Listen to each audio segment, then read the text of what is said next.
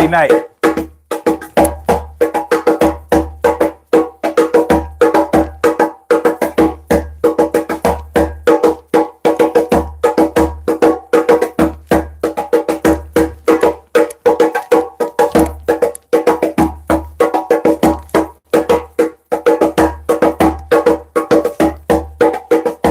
Yeah.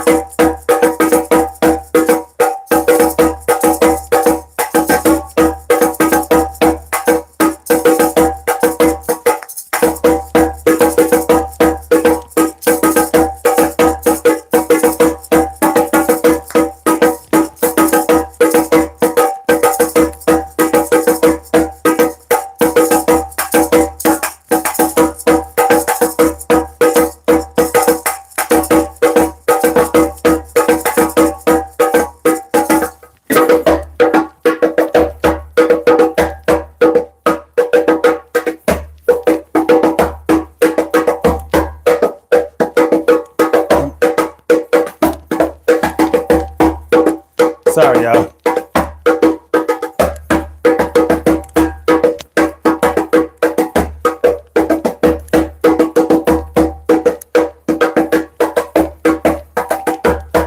Evolution, y'all.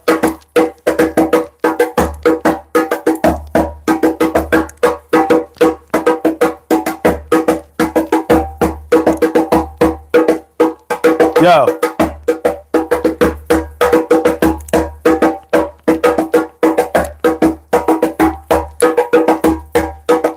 Y'all ready?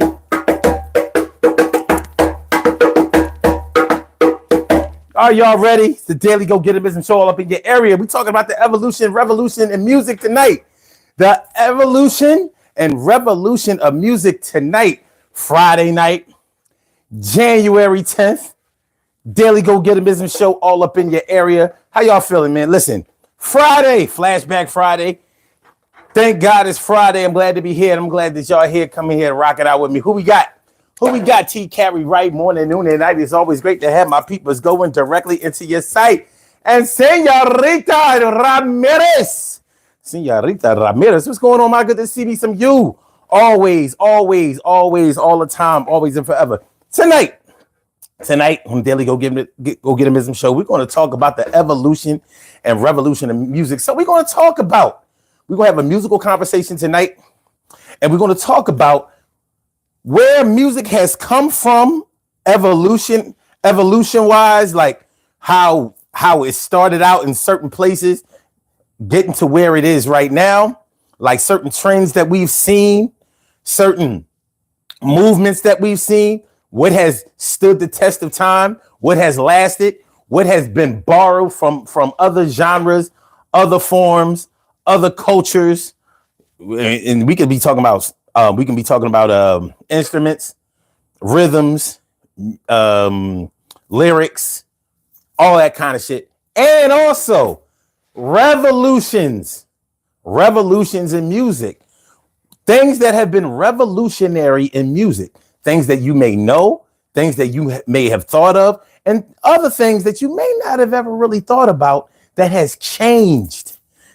And when you talk about a revolution, you're talking about a change that transcended all other things that came before it, all things that came behind it. They kind of left it in the background and said, this is the way we're going to do things from now on. So that's how it's going down on the Daily Go Getimism show. So I'm glad that you.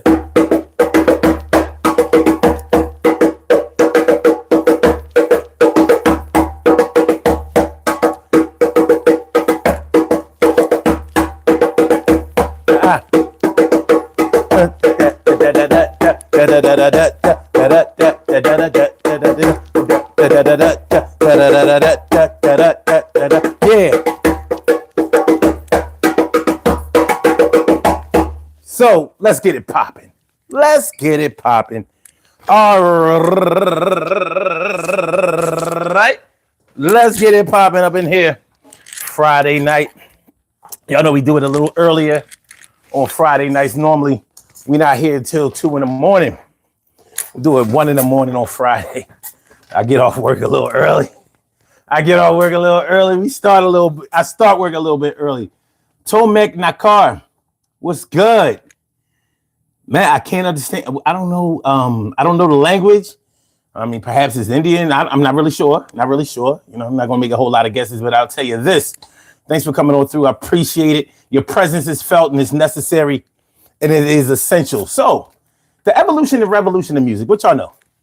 What comes to your mind when you start talking about the evolution of music? The evolution of music. How many cultures, how many genres, how many movements, how many eras of music can you think of? You know, back when we had music class, I'm not sure if we have music class anymore. You know, in schools, some schools may still have it. I know when I was growing up, there was definitely a music class that you went to like at least once or twice a week. And we learned a lot about the history of music. That's what we learned. We learned a lot about the history of music. And we learned not just how to sing songs and how to play and how to, you know, whatever. You know, we learned a lot about the culture. One thing about music is that it brings people together. It brings cultures together. It can have the power of understanding and of unifying people. You know how in the United States we think that local bands in the United States or the acts or the performers that are in the United States, we never really think about the impact that they have globally. We never think about it. You know, when hip hop first came out, well, I'm not going to say when it first came out, but when it started to really gain popularity in the 80s, and you know, we were really pushing hip hop, and it was sort of an underground thing still, and it was something that was mostly associated with Black urban youth, and we didn't know that a lot of those hip hop acts were good because they had been trained in Europe and came back here. I'm speaking about Houdini. I'm speaking about the Fat Boys. I used to always wonder, like, you know, you never really knew how old the Fat Boys were when they were doing their thing back in the 80s. They were young, maybe a year or two older than me, you know, but they had been trained a lot about how to perform, how to write how to write their songs, and how their appeal could relate to the masses. And that's why that was one of the reasons why they were so good on stage. Same thing with Houdini. Same thing with Houdini. Houdini, as far as rapping is concerned, they were all right. Lyrically, they were just okay. Musically, they were pretty good. But lyrically, it was okay. It was okay. They were rappers. They could rhyme and all of that. But their stage show was electric. It was different. And as far as hip hop is concerned, they were revolutionary. They were revolutionary in that Houdini was one of the first rap acts to bring the background dancers on stage. And it really helped them to start to get a lot of notoriety and a lot of recognition when they were touring around the country. But they weren't just touring around the United States. And that's what we would have thought. They were actually taught how to perform and actually did a lot of their recording over in Europe. So somebody believed in them, took them over there, and then took them back. And so they already had a buzz over there, and they were building a buzz here. So, like I said, they were one of the first acts to really push the whole background dancers thing. And after them, you started seeing all of the other rap groups start to have background dancers. So they were very revolutionary in that regard.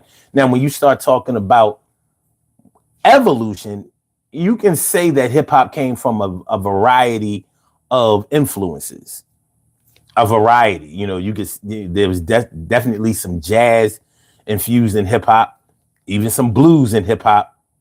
There was a form of music before hip hop called bebop, and bebop definitely seemed to have an influence in hip hop. You'd be amazed at how much influence gospel music has had in rock and roll, soul music, R&B. What else? Definitely country music. And there was a time when, as far as gospel music was concerned, it was a negative stigma to take the rhythms and the sort of like the soul of gospel music and put it in secular music. So some people who were instrumental in bringing the gospel feel over into the secular side was Ray.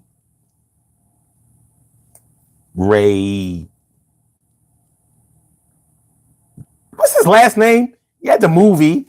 Fucking Ray.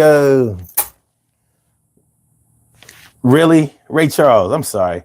Ray Charles. Ray Charles was one of the first ones to do it. And he caught a lot of flack over it, but it worked. He caught a lot of flack over it, but it definitely worked. So it's one of those things. So that's what we're going to talk about tonight. So as far back as we can go, we might have to keep it within the 20th century. I'm talking about the 1900s.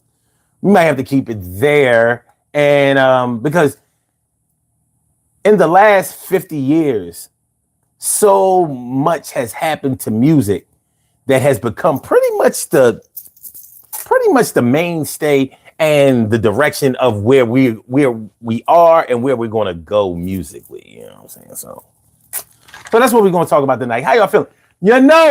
That the lines are open. We're good. Make sure I got the right number up there. 267-874-1949. All right, so we good there. Hit the like button, y'all. Share the show. I know these numbers are doing crazy things right now. Let's not concentrate on that right now. Let's go ahead and do the show. It's going to be good. We gonna be all right. So yeah, 267-874-1949. If you want to call into the show and talk about this topic of discussion tonight, the evolution and revolution of music. The evolution and revolution of music. What we got? So if you go all the way back to the early 1900s, what do we have? What do we have? We have a lot of, how would I explain it? So when at the turn of the century, from 1800s going into the 1900s, we didn't have jazz music yet. So we didn't have we didn't have what we would consider music that was meant for like a sort of clubby, dancey, urban, you know. And I hate to use the word urban, but because the word urban gives a different feeling to different people. Urban just means city, you know, highly populated, you know, city areas. That's what urban means. But sometimes, you know, we think it means ghetto. We think that it's a code word or a substitute word for ghetto, and it's not. It's not. It doesn't have anything to do with that. But I can see how we could get it twisted, and you know. But yeah, so we didn't have that in music, and there was a lot of music that didn't have any lyrics in it. You know, plenty of music that was just music. Like when you listen to one symphony that was very popular when I was growing up is the Fifth of Beethoven. The Fifth of, you know, da da da da da da da da da da da da da, you know. So you know, Fifth of Beethoven was actually remixed and redone in the mid 70s. I would say maybe the later 70s, somewhere around 76, 70, 77, something like that. Somebody had put like a regular disco beat, like a disco beat to the Fifth of Beethoven. But when you look at it, going all the way back to when Beethoven was alive, and you know, one thing we don't hear about with music back in those days, we don't hear about music with lyrics. Like, I don't remember hearing any songs unless you count. How can I put this? There were a lot of instrumentals, songs, instrumental music, and whatever. And but when you listen to a lot of songs that did have lyrics, they were normally singing about a particular thing, and they weren't necessarily songs that were recorded on any type of, or should I say saved on any kind of recordable device. The phonograph, you know, records, long playing records, the phonograph. Let me see the year that the phonograph was developed. Let's see. What year was the phonograph invented? Oh, wow. So Thomas Edison. Did you know that Thomas Edison invented the record player? Because I didn't know that. Well, this wasn't exactly a record player. It wasn't exactly a record player, but it was a phonograph. So let me show y'all what a phonograph looked like.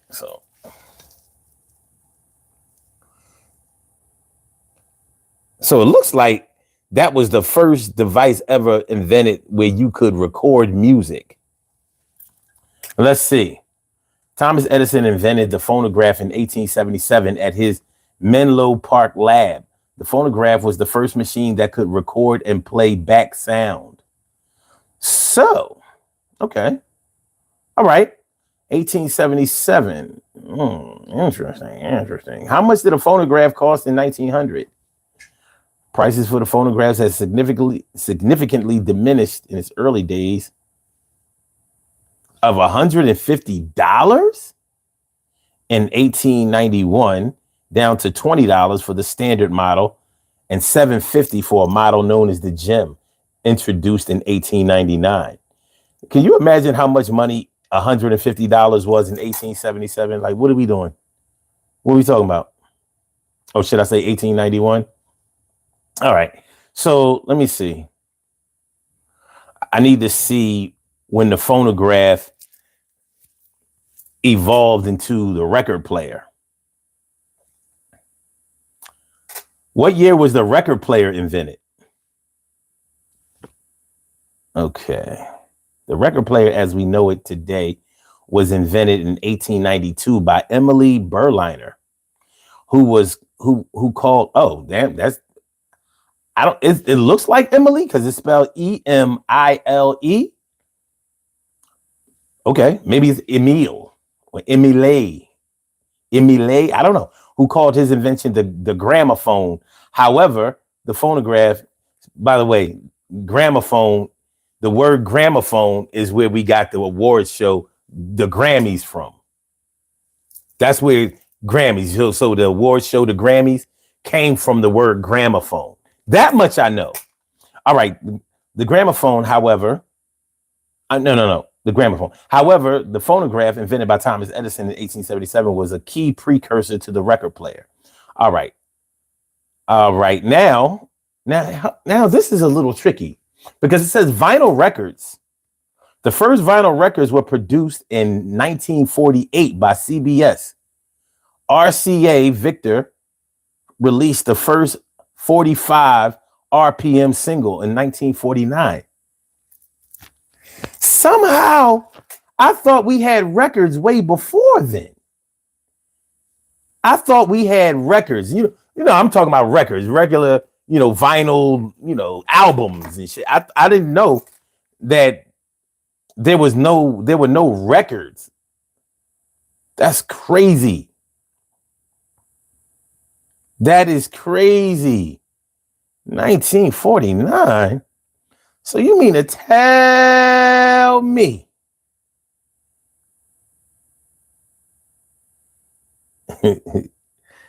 hold on. Oh, this can't be right. Oh, 1860. Okay. All right. Hold on. Let me get this straight. Because now I can't find what. Okay. The first vinyl records were produced in 1948 by CBS. And the first 45 was in 1949. So you mean to tell me when my mama was born, because my mama was born in 1941 and my dad was born in 1937. So there were no records? Okay. No records. So when you think about there being no records, so obviously there were no record stores. So you have to ask yourself, well, where did you find out about music? Where did you hear music, especially new music, popular music? How do you have people who went around and found gigs without records? You know what I mean? Like, since we're talking about the evolution of music, that's something that you really have to take into consideration. Like, how did you hear music? Well, the radio was popular. And we still have movies. Now I'm wondering, how were records recorded and played on the radio? And by the way, speaking of radio, the radio as we know it now is relatively new. When our parents were growing up, depending on how old you are and how old your parents are, but AM radio was the thing back in the day. FM radio was not popping until, let me see. When was FM radio invented? 1933. In 1933, FM radio was patented by inventor Edwin H. Armstrong. FM uses frequency modulation of the radio wave to reduce static and interference from electrical equipment and atmosphere. Okay. So this is a little odd because it says it was invented in 1933, but then when you said, when did FM stereo radio start? 1961. So people listen to AM radio most of all. But they say that FM radio was first used in cars in 1952. I don't know. There's a lot of, this almost seems like one of those things where you have to kind of see. If you were there, you could speak on this a little bit more, because other than that, if you haven't really researched it, it's hard to really know. But we can pretty much say that FM radio is fairly modern, even though that's all we know today. Like, in our lifetime, all we listened to for the most part was FM radio, even though AM radio has always existed and there were AM stations there were always a bunch of AM stations that we could listen to, and they played like, they had a lot more stations because it's easier to get on an FM radio station. I'm sorry, an AM radio station than it is to get on an FM radio station. AM radio stations, you can get in between, you can get the frequency in way in between. So you can have like 88.1 and 88.2, where FM radio, they space it out a little bit more. You're not going to get as many stations on FM radio as you will on AM radio.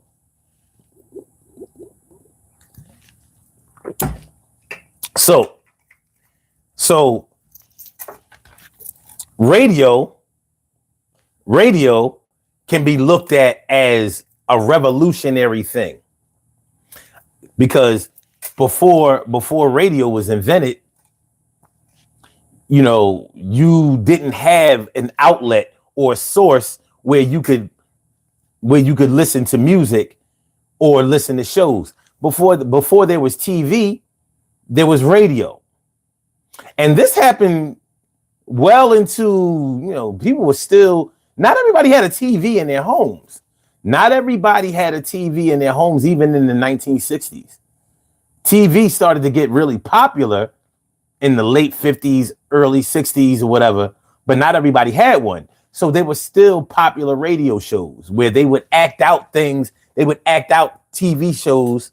Well, let's just say they would act out shows on the radio, and they had to be very specific with the way that they, with the words that they said and everything, because they had to paint a picture in your mind that you could visualize without actually seeing it. So TV definitely revolutionized things for music, because once we started to see musical acts get on stage and on TV, before then, the only way you even knew what certain musicians looked like was if you bought an album or if you went to a show to see people. So you didn't always, there was a whole lot of crazy stuff going on back in the days. You would go to a show thinking that a certain act may have been black or white or Hispanic. You didn't know. You didn't know from the songs that they sang. And record companies would sometimes not put faces on an album cover in order to conceal what certain acts look like. So they knew that back then it was the Jim Crow days. And so they knew white people wouldn't buy records. Some white people wouldn't buy records if they knew it was a black person singing it. So they hid it. But then, these acts are performing live, and you thinking you're going to go see somebody who looks like Elvis or Jerry Lee Lewis or somebody like that. And, it's Fats Domino. It's Little Richard. It's James Brown. You ain't know. You didn't know. All right. So the evolution of music, classical music, leading to, I don't know, maybe what would you call the music that was popular in the 1920s with the flappers? Because jazz started to get popular then. What was the most popular? What was the most popular music form in 1920? Jazz. Okay. Jazz. Now, we listen to jazz now, or jazz as we know it now is cool. It's like for people who are more sophisticated. It's like for jazz enthusiasts are kind of uppity. They're kind of a little bit bougie. Jazz people are. But back in the 20s, back in the day, jazz musicians they were sort of like heavy metal bands. They were out there. Nobody had ever heard music like that. You didn't play instruments fast and, with the fast dance beat and all of that. So, there was a time when jazz was like considered to be the devil's music. You know what I'm saying? Like, this is different. It was like hip hop back in the day. Bebop. Okay, hold on. Mikey, man, what's going on, my dude? Good to see you. He said it was invented way before they started using it. You talking about the radio? Mm-hmm. Okay. Yeah, most inventions, they invented it and then they had to find a way to market it. And now we look at the way things are marketed today. You can invent something today and put it on the internet. And next thing you know, it's a big sensation and you blow up and make millions of dollars. But back then, you had to travel the country. You had to find a way to get it out there. But there was no TV. There was limited radio. So imagine trying to introduce the radio. And how did you introduce the radio without any way to push it from the East Coast to the West Coast? Like, it wasn't going to happen. So it was a different time. You really had to put in work back in the day. So you see the evolution. You can see the evolution of music in that way easily, coming from a time when there was no TV, there was no radio. You may have had movie houses, but there was a time when there were no movies. So, and even early in the movies, they were silent movies.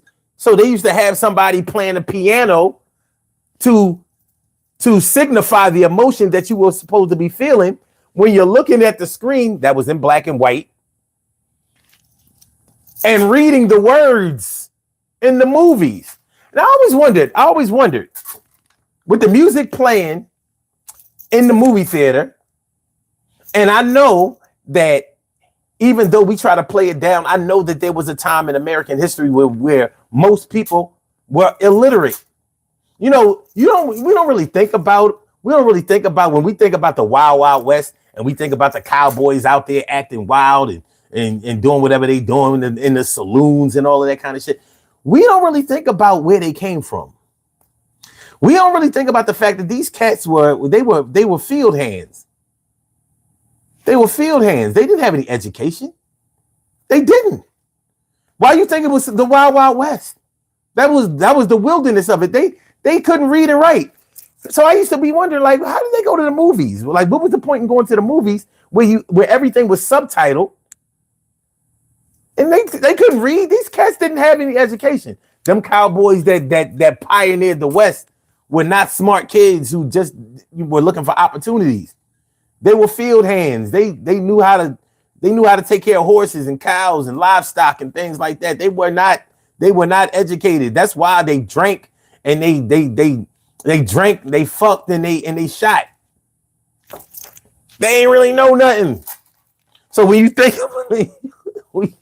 about how they heard music or whatever, you know what I'm saying? Like, there's a lot to unpack when it comes to that. So when we start talking about the evolution of music, we start taking it all the way back to the 1800s or however far you can go.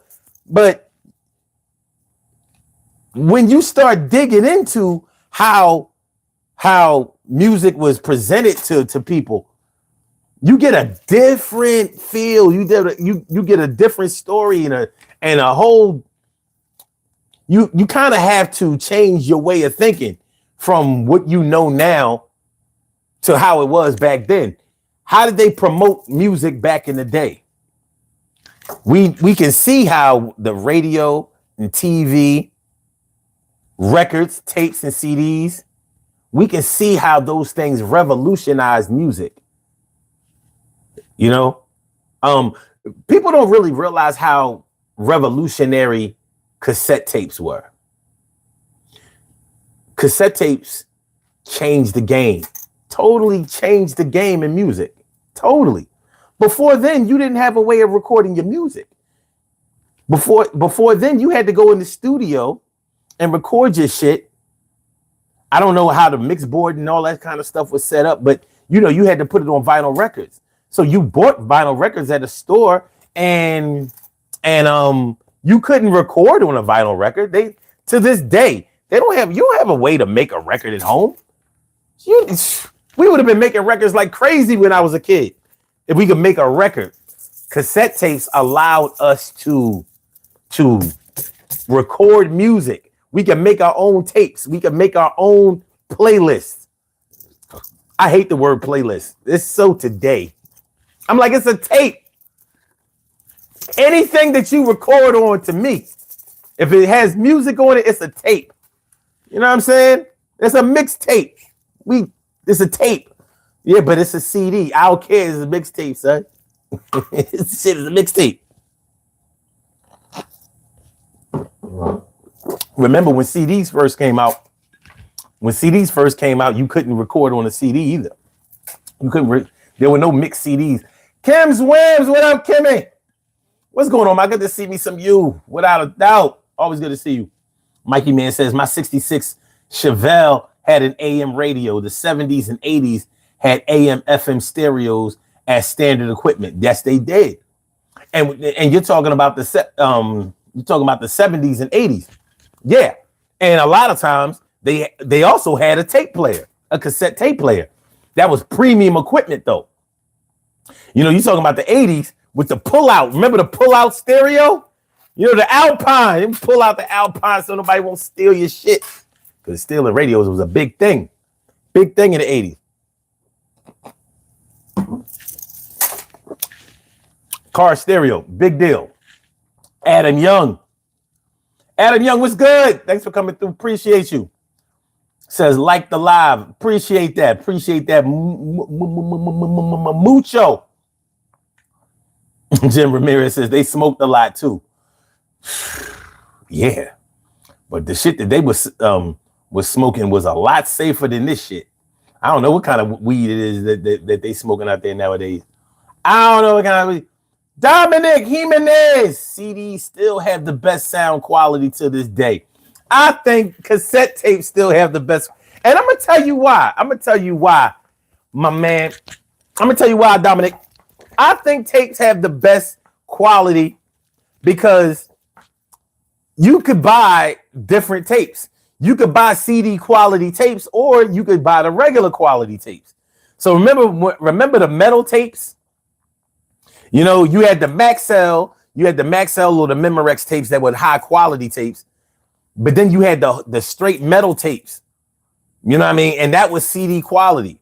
That was pretty much the platform that CDs came from. But the reason that I like the sound of cassette tapes is because growing up in the hip hop era, there was a certain crispness,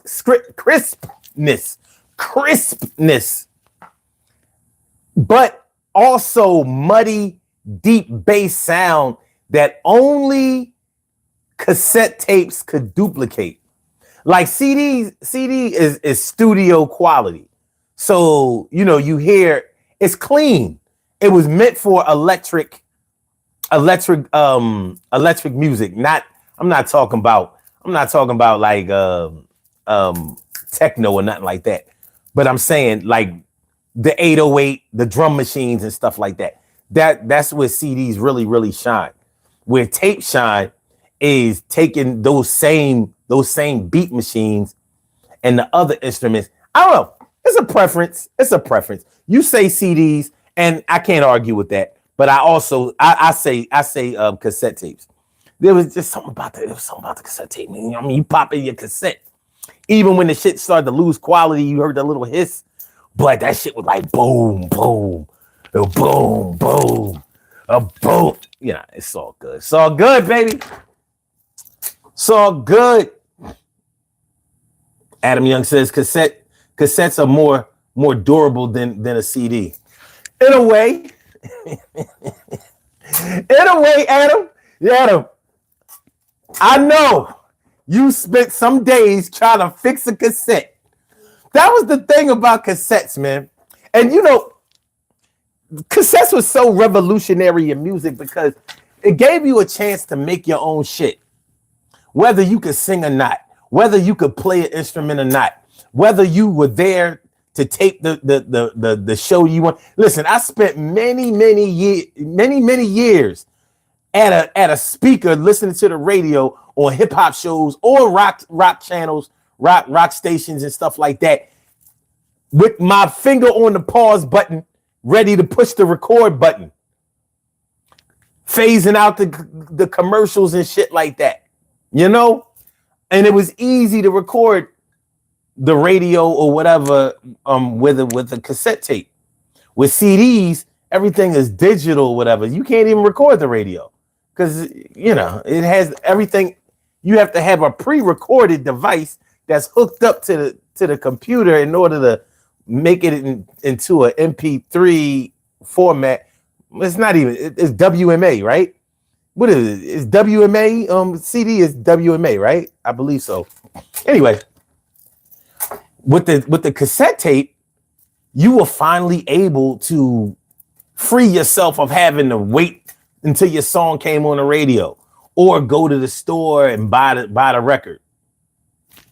So your favorite, everybody who's here right now, who still has an old ass tape of a radio mix?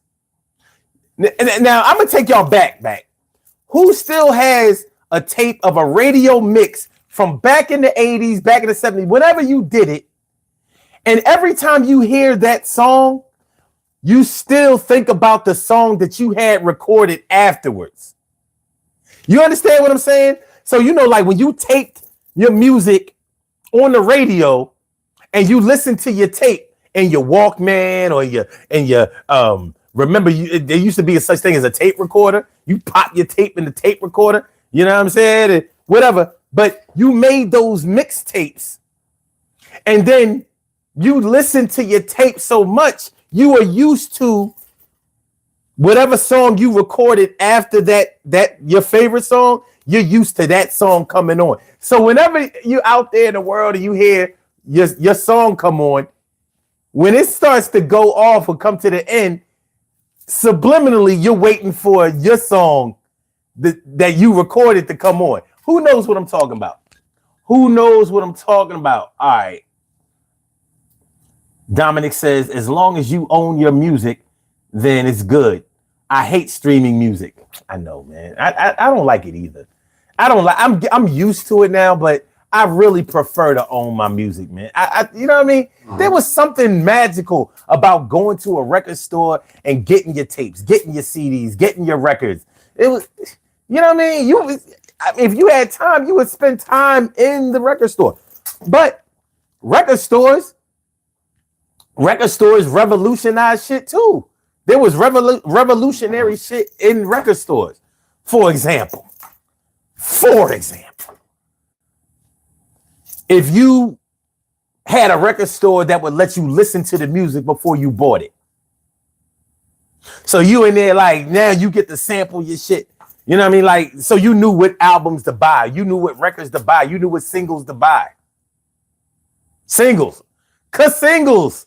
Bring back the single. CD singles seem kind of dumb.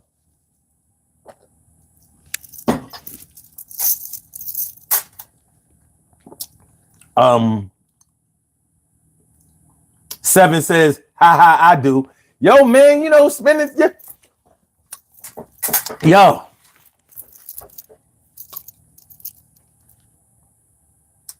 I have so many songs that I used to tape. I used to have stacks and stacks of tapes, whether they were actual tapes, of artists, from the record company, whatever, or just mixtapes. I had stacks and stacks of Maxells, Memorexes, TDKs. I had stacks and stacks and stacks. I've always been a music junkie. So I had so many mixtapes. So even to this day, like when I hear Stairway to Heaven, Stairway to Heaven by Led Zeppelin. Every time we get to the last part, and she's buying a stairway to heaven. On my mixtape, it went boing, yoing, yoing, yoing, because I taped it on the radio. And there was a commercial right after that I didn't cut all the way out. So in my mind, every time I hear Stairway to Heaven as it's going off, I'm hearing boing, yoing, yoing, yoing, yoing. So you understand what I'm talking about. Johnny West was good. How you feeling, my dude? Thanks for coming on through. Seven says 20th century is the best. It was monumental, man, because we saw so many things. We're going to talk about all that. We're going to talk about all that tonight. Somehow we're gonna squeeze it all in. It ain't gonna be easy. Because when I was thinking about doing this show, I was like, well, how am I gonna go from back then to here, whatever. But I might only have to go back a certain amount but y'all can do what y'all want to do. You know what I mean? If you have information, however you saw your musical journey and whatever you think that the revolution of music is, whatever you think revolutionized music, let's do this. I want to get y'all into this thing. Jen Ramirez says, my dad has a stereo from the 90s with cassettes. Man, I will never get rid of my double cassette, my dual cassette. You ain't gonna tell me that one day it's not gonna come back and it's not gonna be of any use. I can't be made to believe that. Please do me a favor, y'all. Please hit the like button. Please hit the like button, share the show, subscribe to the channel if you haven't subscribed to the channel yet. All right, 7, you 65. That's what I'm talking about. That's what I'm talking about. Because I'm 54. So you like a brother to me. You like my older brother. That's what I'm talking about. So you were born, if you're 65, that means you were born and you were born like what 50, what was this, 20 in 60, unless you have a birthday, unless you're going to be 66 this year. So that means you were born in 60. So that would make you 10 years older than me, or 11. All right, Johnny West says, remember that thing you could plug into a cassette in your car and turned it into a CD player? Yeah, you put the cassette, it had the wire on it. You put the cassette in there that it had a jack on it that you plugged into the CD player. I still got one.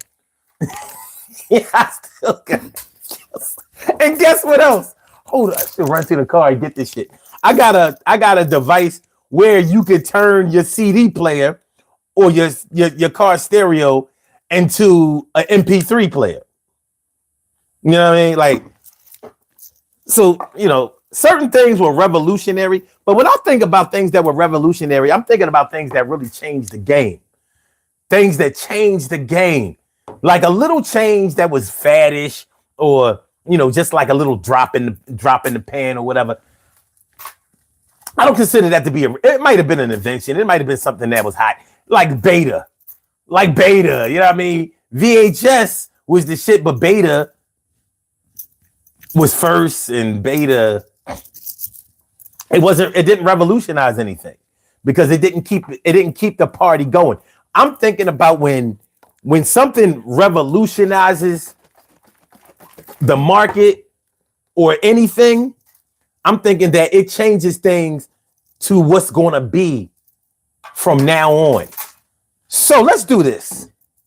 We're gonna get this poll. We're gonna get this poll popping. Damn, man. They don't let me do the poll the way I want to do it. I don't want to do it like this. Add option.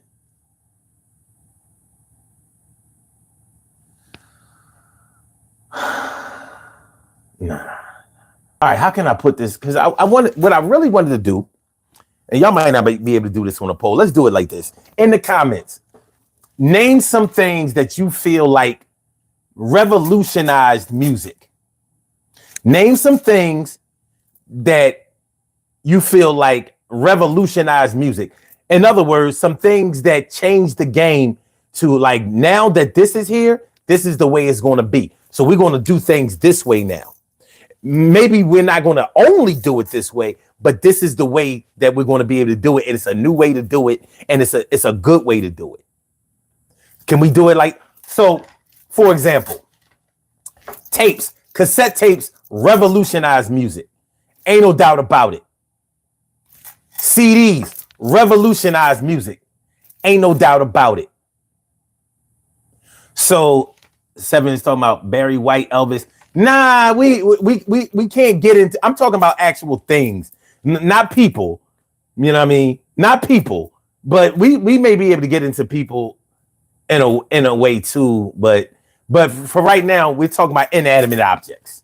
Let's do non people items because if we start getting into people, then we have to start talking about if they actually did it themselves or were they influenced or did somebody, you know what I'm saying? So, if we talk about inanimate objects, if we just talk about things, then we can't dispute it but so much. Because either those things came and then we still have them or not. You know what I'm saying? Queen Monica, what's good? And my people's Jeff Guapo. Jeff Guapo says amplifiers and DACs. Yeah. As far as amplifiers were concerned, probably the 60s probably really had amplifiers probably had a real hard impact on rock music.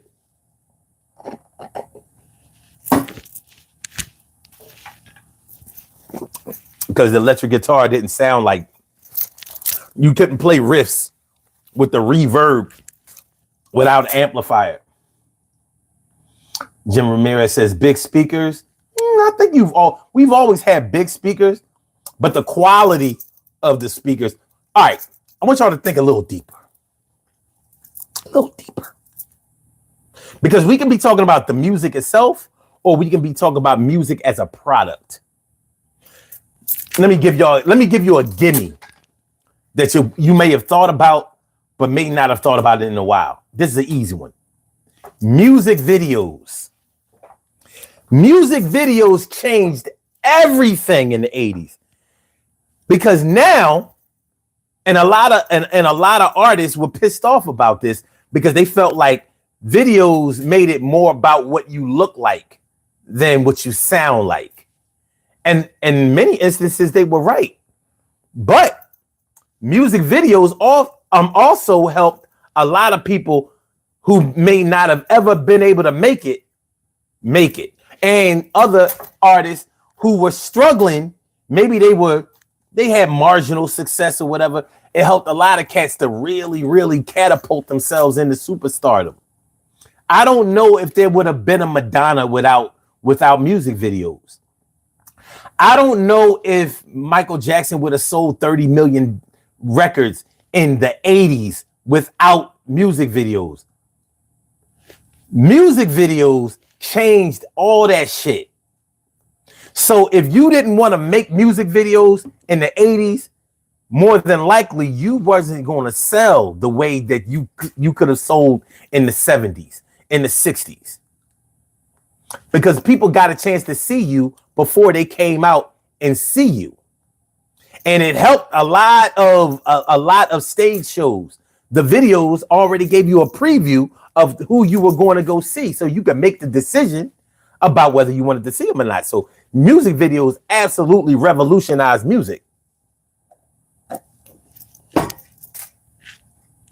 So you understand what I'm saying? You get it? Y'all see what take time I'm on? Now y'all ain't got to do it my way, but I'm just trying to give y'all a little window into how I'm thinking. Dominic says, I wasn't born yet, but my dad always talked about boom boxes, and I use all his his all the time when I was younger. Come on, man, a boom box. Now, you could say that the boom box revolutionized music, but it's a funny thing because the boom box was only associated with black people, with black urban youth back in the day. You did not see no white people with no boom box on their shoulder. You know what I mean? Playing the cassette, putting a piece of vinyl down on the floor and break dancing or just getting a party started. We used to go in the record store or in the music store, and they used to have they used to have a wall full of boom boxes. Some of them no lie, this long, talking about 500 watts. Now you got to think, D batteries cannot produce 500 watts of power. But what they were kind of saying was, if you could plug in the boombox, perhaps you could use it as an amplifier. I still question whether you really could, but that's, and because boomboxes are still, you know what? Fuck that. Yeah, Dominic. They did revolutionize, because I think because of boomboxes, I think that influenced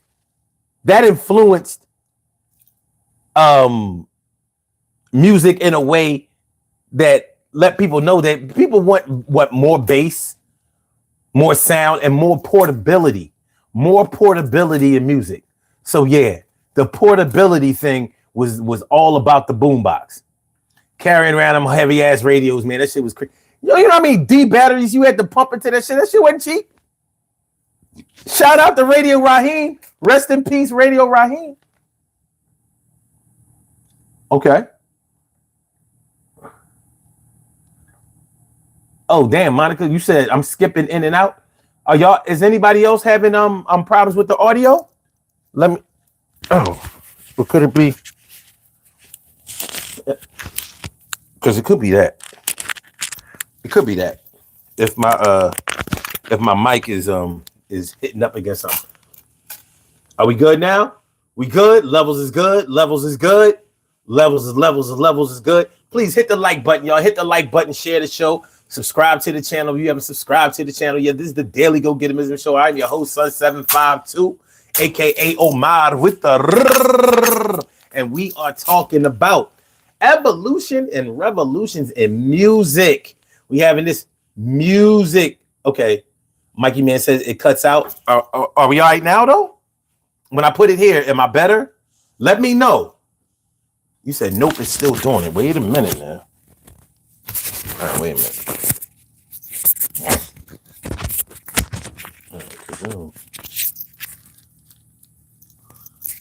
Oh.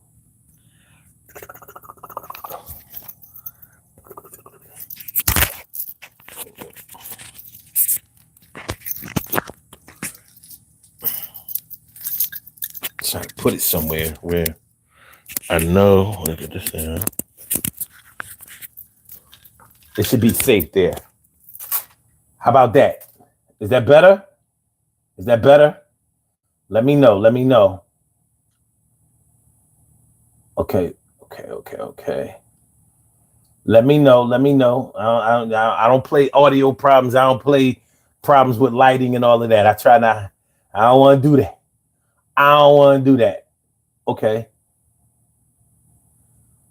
Oh, okay, Jen. You meant boombox, big speakers. Okay, all right. I got you. All right, Jeff Guapo says I have a small amp and DAC for hi-fi with headphones, closest you'll get to pure original recording. Okay. All right. Good shit. Dominic says breakdancing made a huge impact in hip-hop. It did. But I'm not sure if breakdancing revolutionized anything in music. I'm not really sure. We still have people breakdancing, but for a long time we didn't. Okay, Johnny says, Dan 7 says it's breaking up. Dimple says you good. Jen says sounds good to me. Okay, all right. I don't know. I don't know. I mean, if this don't work, we'll fix it again. But let me know in real time. Let me know in real time if I'm good. And Dimples D's, what's good? What's good? And Chris B. Bacon, what's going on, my dude? Says no party here. No party? No party?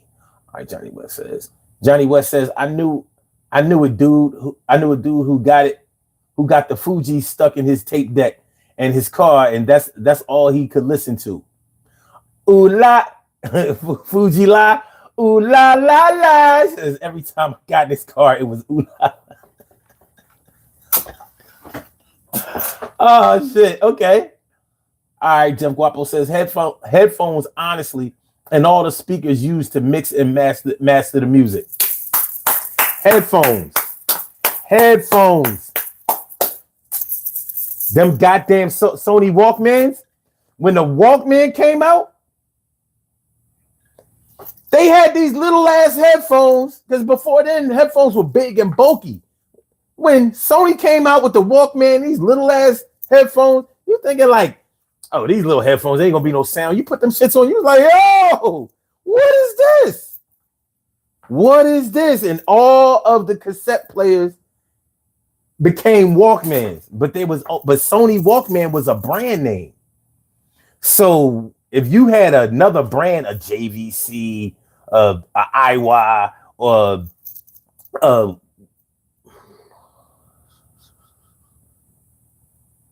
Panasonic or whatever. They weren't Walkmans. They couldn't call themselves Walkmans, but Walkman is what we call them. So yeah.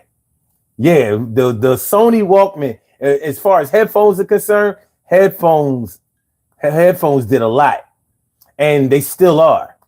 They're still upgrading headphones. I saw an interesting documentary the other day about Beats headphones and how Apple bought out Beats, pretty much just bought them out so they wouldn't have any competition, because Apple is very, very egotistical. So they didn't like people having another brand of headphones being used with an Apple product. They wanted every Apple product to be paired with another Apple product, and that's why they pushed the AirPods and the AirPod Max or whatever. You know what I mean? I'm over expensive whack ass.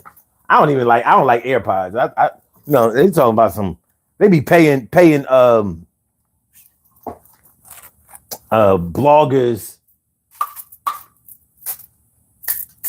and critics to say that the AirPods have like this superior sound quality. I'm like, no, they don't. Get the fuck out of here.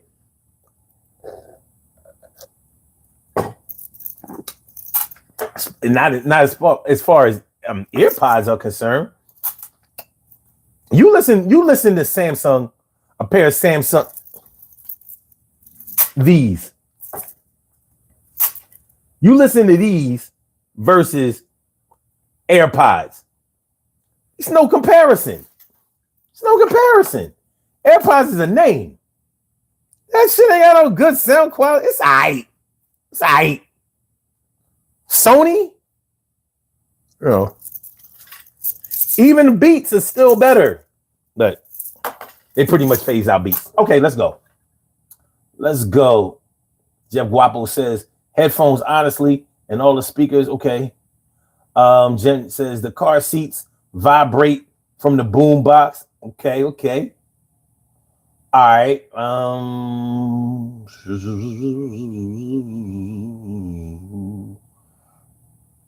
All right. Jen Ramirez says break dance or pop lock. Well, they didn't do anything for music. Music did something for them, but I wouldn't consider them to. You can consider them part of music, but they didn't play instruments. They didn't rap. They didn't sing. They were dancers. Mm-hmm. I don't know if they revolutionized anything. As far as music is concerned, dance-wise, they did. Chrissy Bacon says, I remember being 7 miles up a trail in Yosemite and a man walking up blasting a boombox on his shoulder. Wow. Okay. And Chrissy Bacon says he was my hero. I hear that. Dominic says a boombox in Yosemite is crazy. It is. I'm like, what? Bears and boomboxes, baby. Bears and boomboxes. What you talking about? What you know? Jeff Guapo says, hell yeah, Apple is so greedy. They made Beats apples. They did. And they don't even want you to buy Beats. They like, you can go ahead and buy them. We put the chip in there. So you can pair them with the iPhones easily. But don't buy that shit. Get some AirPods. They're way more expensive. And, it's like you want Apple in your ear. People look at you with envy when they see you appling up. Okay. Johnny West says, when I'm working out, give me them big ass headphones. The thing is, when you got big ass headphones and you working out, man, them shits, your head be on fire, son. That's the thing. Your head be on fire, son. You be sweating. You take them headphones off, and that shit, your sweat just pour down like somebody threw a bucket of water on you. You know what I mean? And if you got to watch out for the big headphones when you're working out too, because the sweat can short your shit out, and then the warranty might get void. All kinds of crazy shit. Just be careful.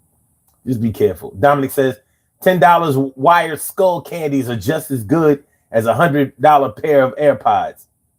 No argument here. No argument here. And you sure ain't getting no. First of all, you're not getting a pair of AirPods for no $100. You ain't getting no AirPods for $200. They is expensive, son. They expensive. They expensive. I don't like the way you navigate them. I don't like how you gotta. I'm like, I like buttons, man. I like buttons. You know, give me something that clicks, so I know what I'm doing. You know, it's too easy to touch. I put my Scully on. Y'all know I'm bald. I put my Scully on and change this. You know, I want to go to the next. Come on, man. Come on, man. Skull Candy is a good brand. I had a pair of Skull Candies. Them shits was rocking. Joe Guapo says, yeah, wired will be the best sound typically. Yeah, but you see, they trying to get rid of wired. You know what I mean? When they took, I think it was in 2016 when they took the headphone jack out of iPhones, and then nut ass Samsung just went and took the headphone jack out in 2020. I was like, what are you, crazy? Y'all used to tease. That was why people bought Samsung. It had the jack. It had the headphone jack, and it had the memory card. The memory card, dude. Don't nobody fuck with that cloud. I know I don't like the cloud. I don't like the cloud. Let me know if y'all like the cloud. I don't like the cloud. Don't like it. Dibbles D says, what about Microsoft Zoom 30? Okay, what about it?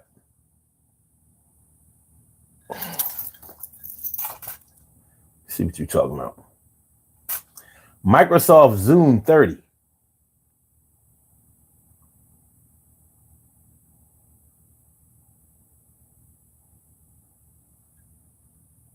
It says Zoom.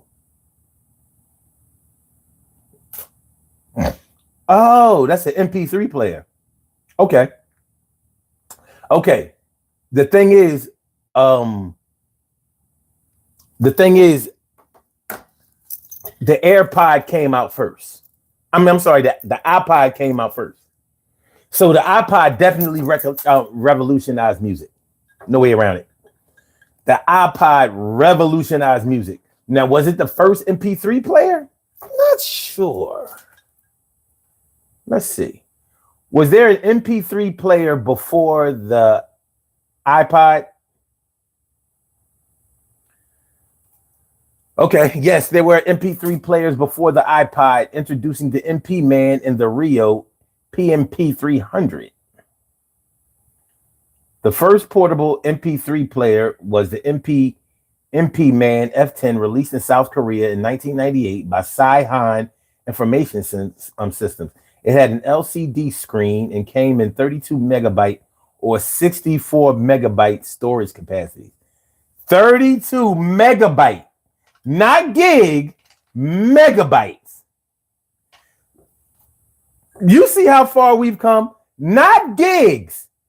How many songs today would you be able to get on 32 mega? One song would be 32 megabytes. Damn. Iger Labs rebranded the MP Man for North American distribution as the Iger Man F10 and F20. Okay. And you had the IXI, invented by British inventor Kane Kramer in 1979. Now, we're not doing that. No damn MP3 in 1979. They said, what MP3 player came before the iPod? They talk about the Discman.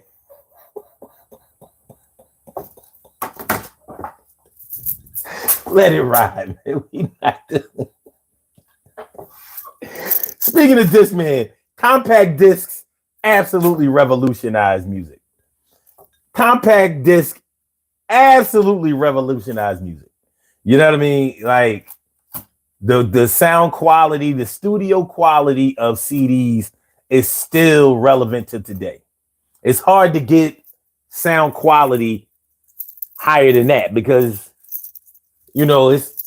that's studio quality. Like it can't sound any better than how you play it. Well, with a CD, it kind of can because they can equalize it and they can mix it in a way that will make it sound different than it did. What else y'all got? Because there's some things y'all not thinking about, man. Come on, man. Products, things that revolutionize music. Come on, y'all. Come on. There's some things right there sitting in front of you that y'all may be thinking about or haven't thought about, or maybe haven't formatted it in a way that you see that it is what it is. Let me see what y'all talking about. Let me see.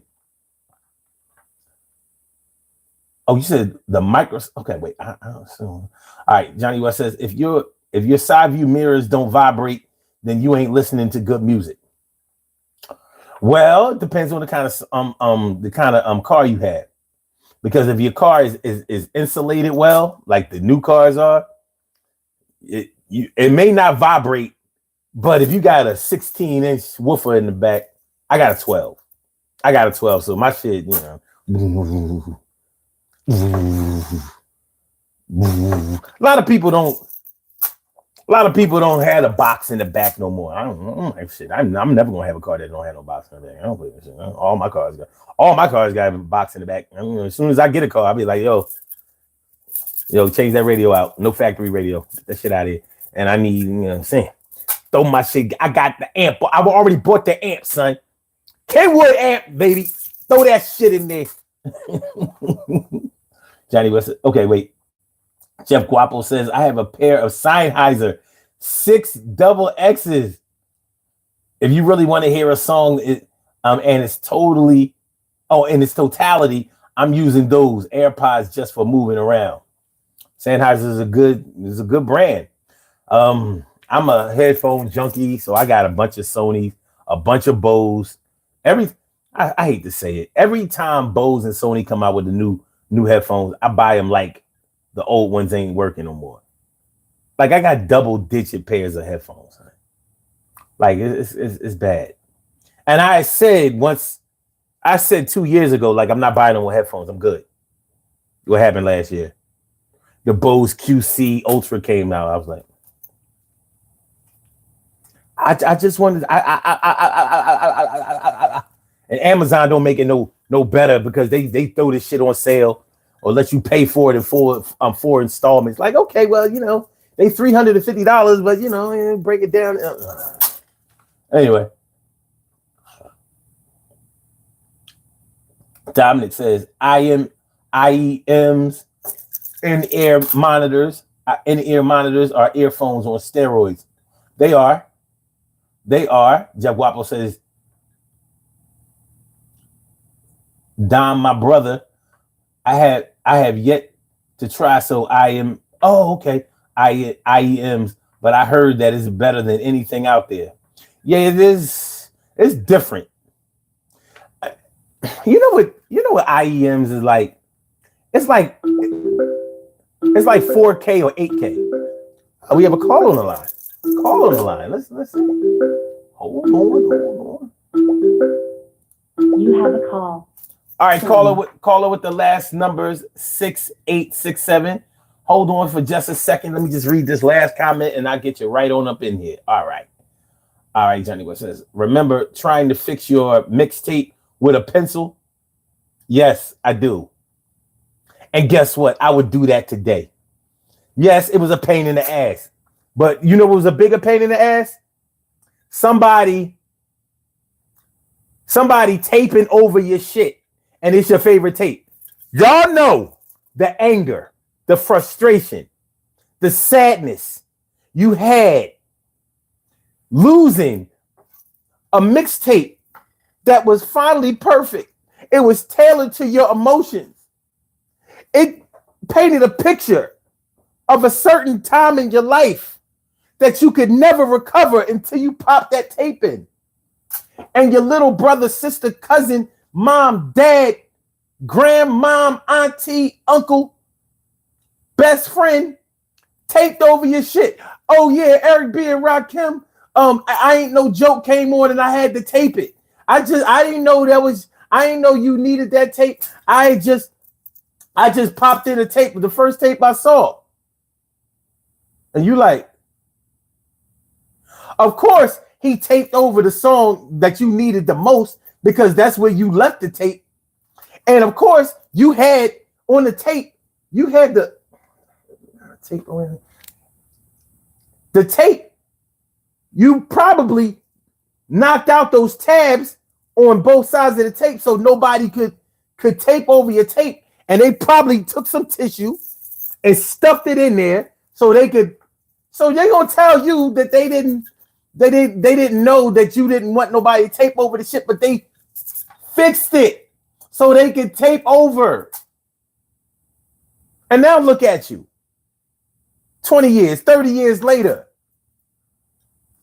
Never was able to get that mixtape back the way. Say goodbye to age 16. Say goodbye to age 16. My condolences. Johnny West says, remember, okay, wait. Dominic says, Bluetooth revolutionized modern music. It did. It did. It did. It did. It did. I still like wired better, but I mean, I'm bad with wires. I be ripping them out and getting them caught on shit. Seven said 25 years later.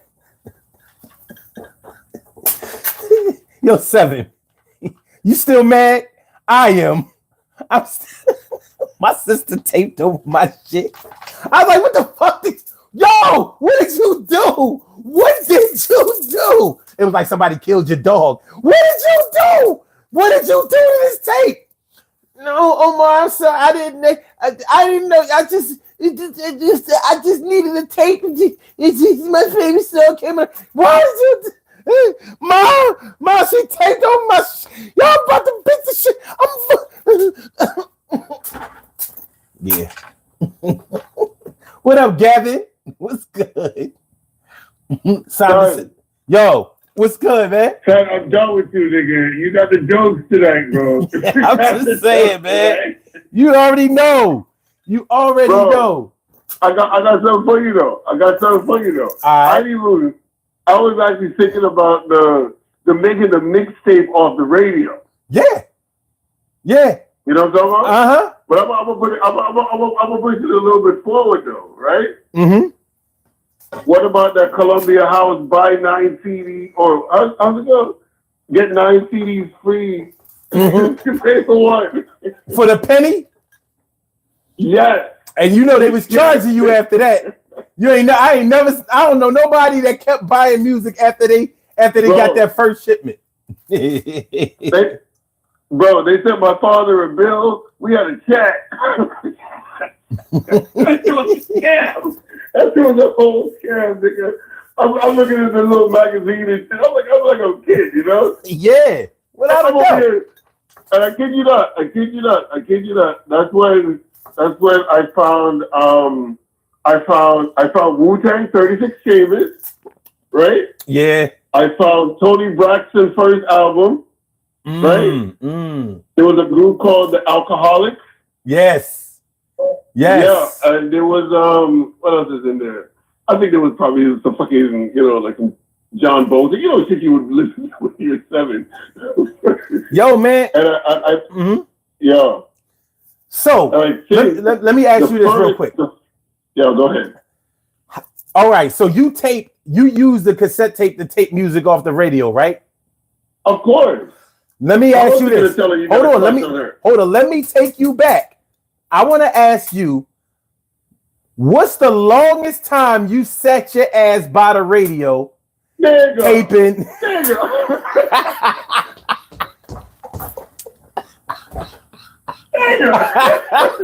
I remember that Tony shit came out. I was sitting there waiting on anniversary.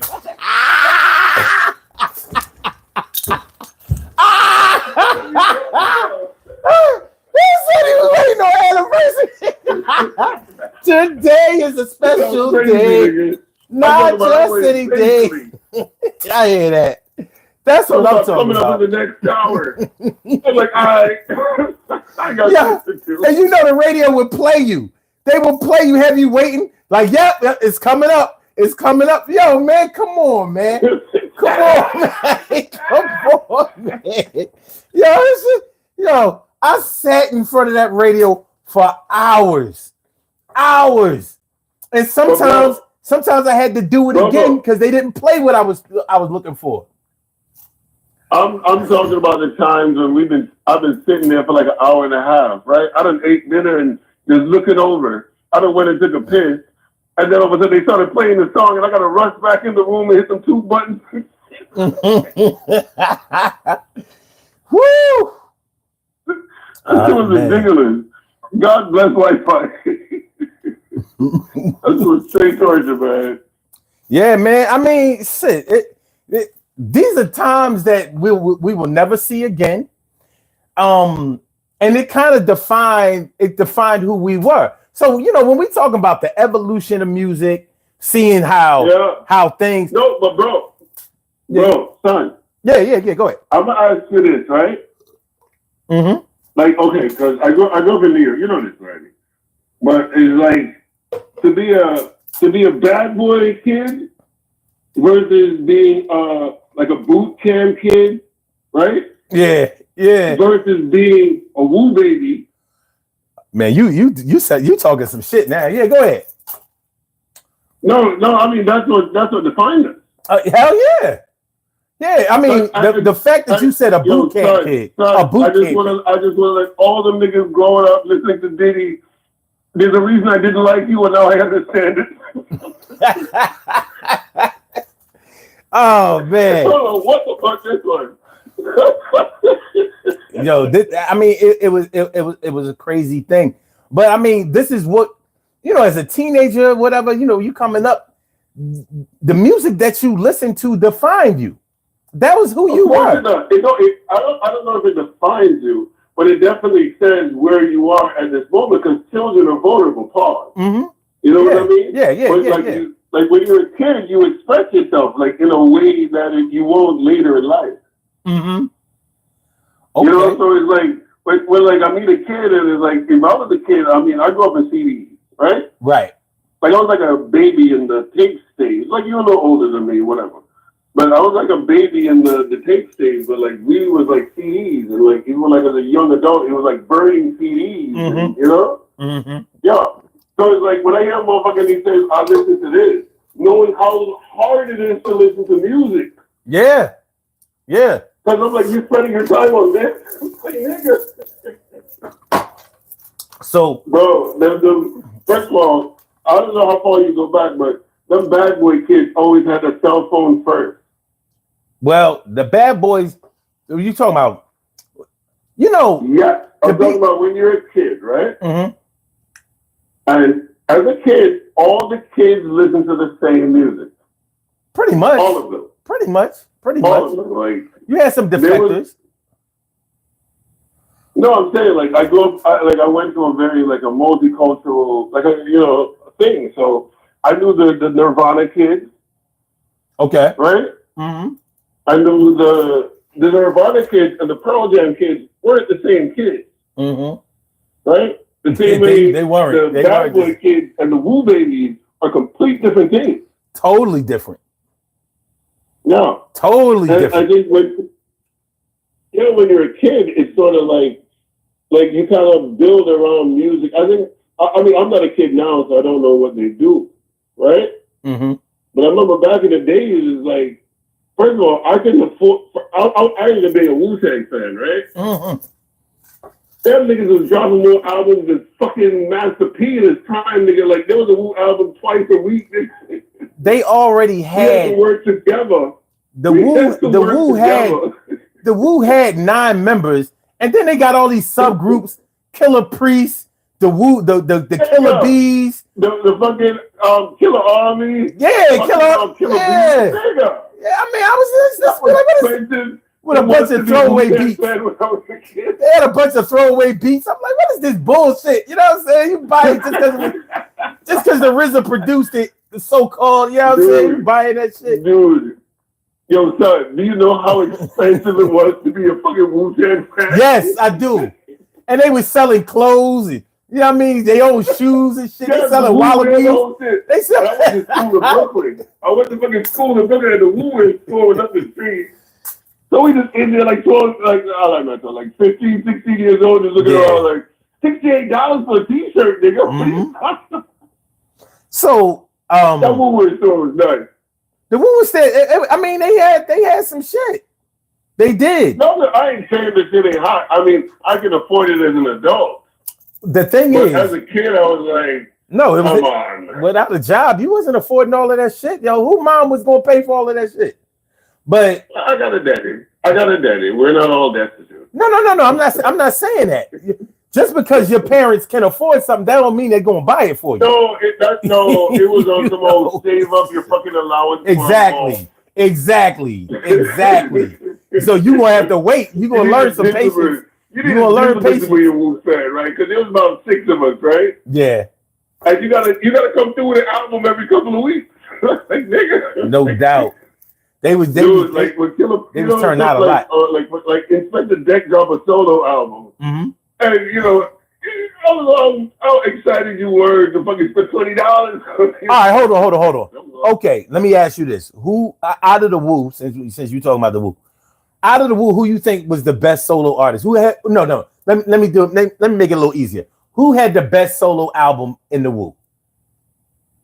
I think Ghostface album.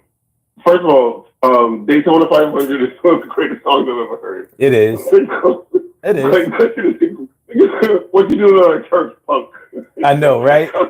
You ever see the movie? After you see the movie that they came from, like the education of yeah. Oh man, I mean, outside of the Wu, you know what I mean? Because I'm 30 strangers. Folks could have stopped. I mean, I was hollering at you the other day, and you was talking about Tribe Called Quest, right? But I'm saying while Tribe Called Quest was going on, I was listening to the Wu-Tang, and I'm like, this is foolish. I mean, maybe later in life, you know what I mean? When you can drive around in a nice car or be on a boat, you can listen to Tribe Called Quest.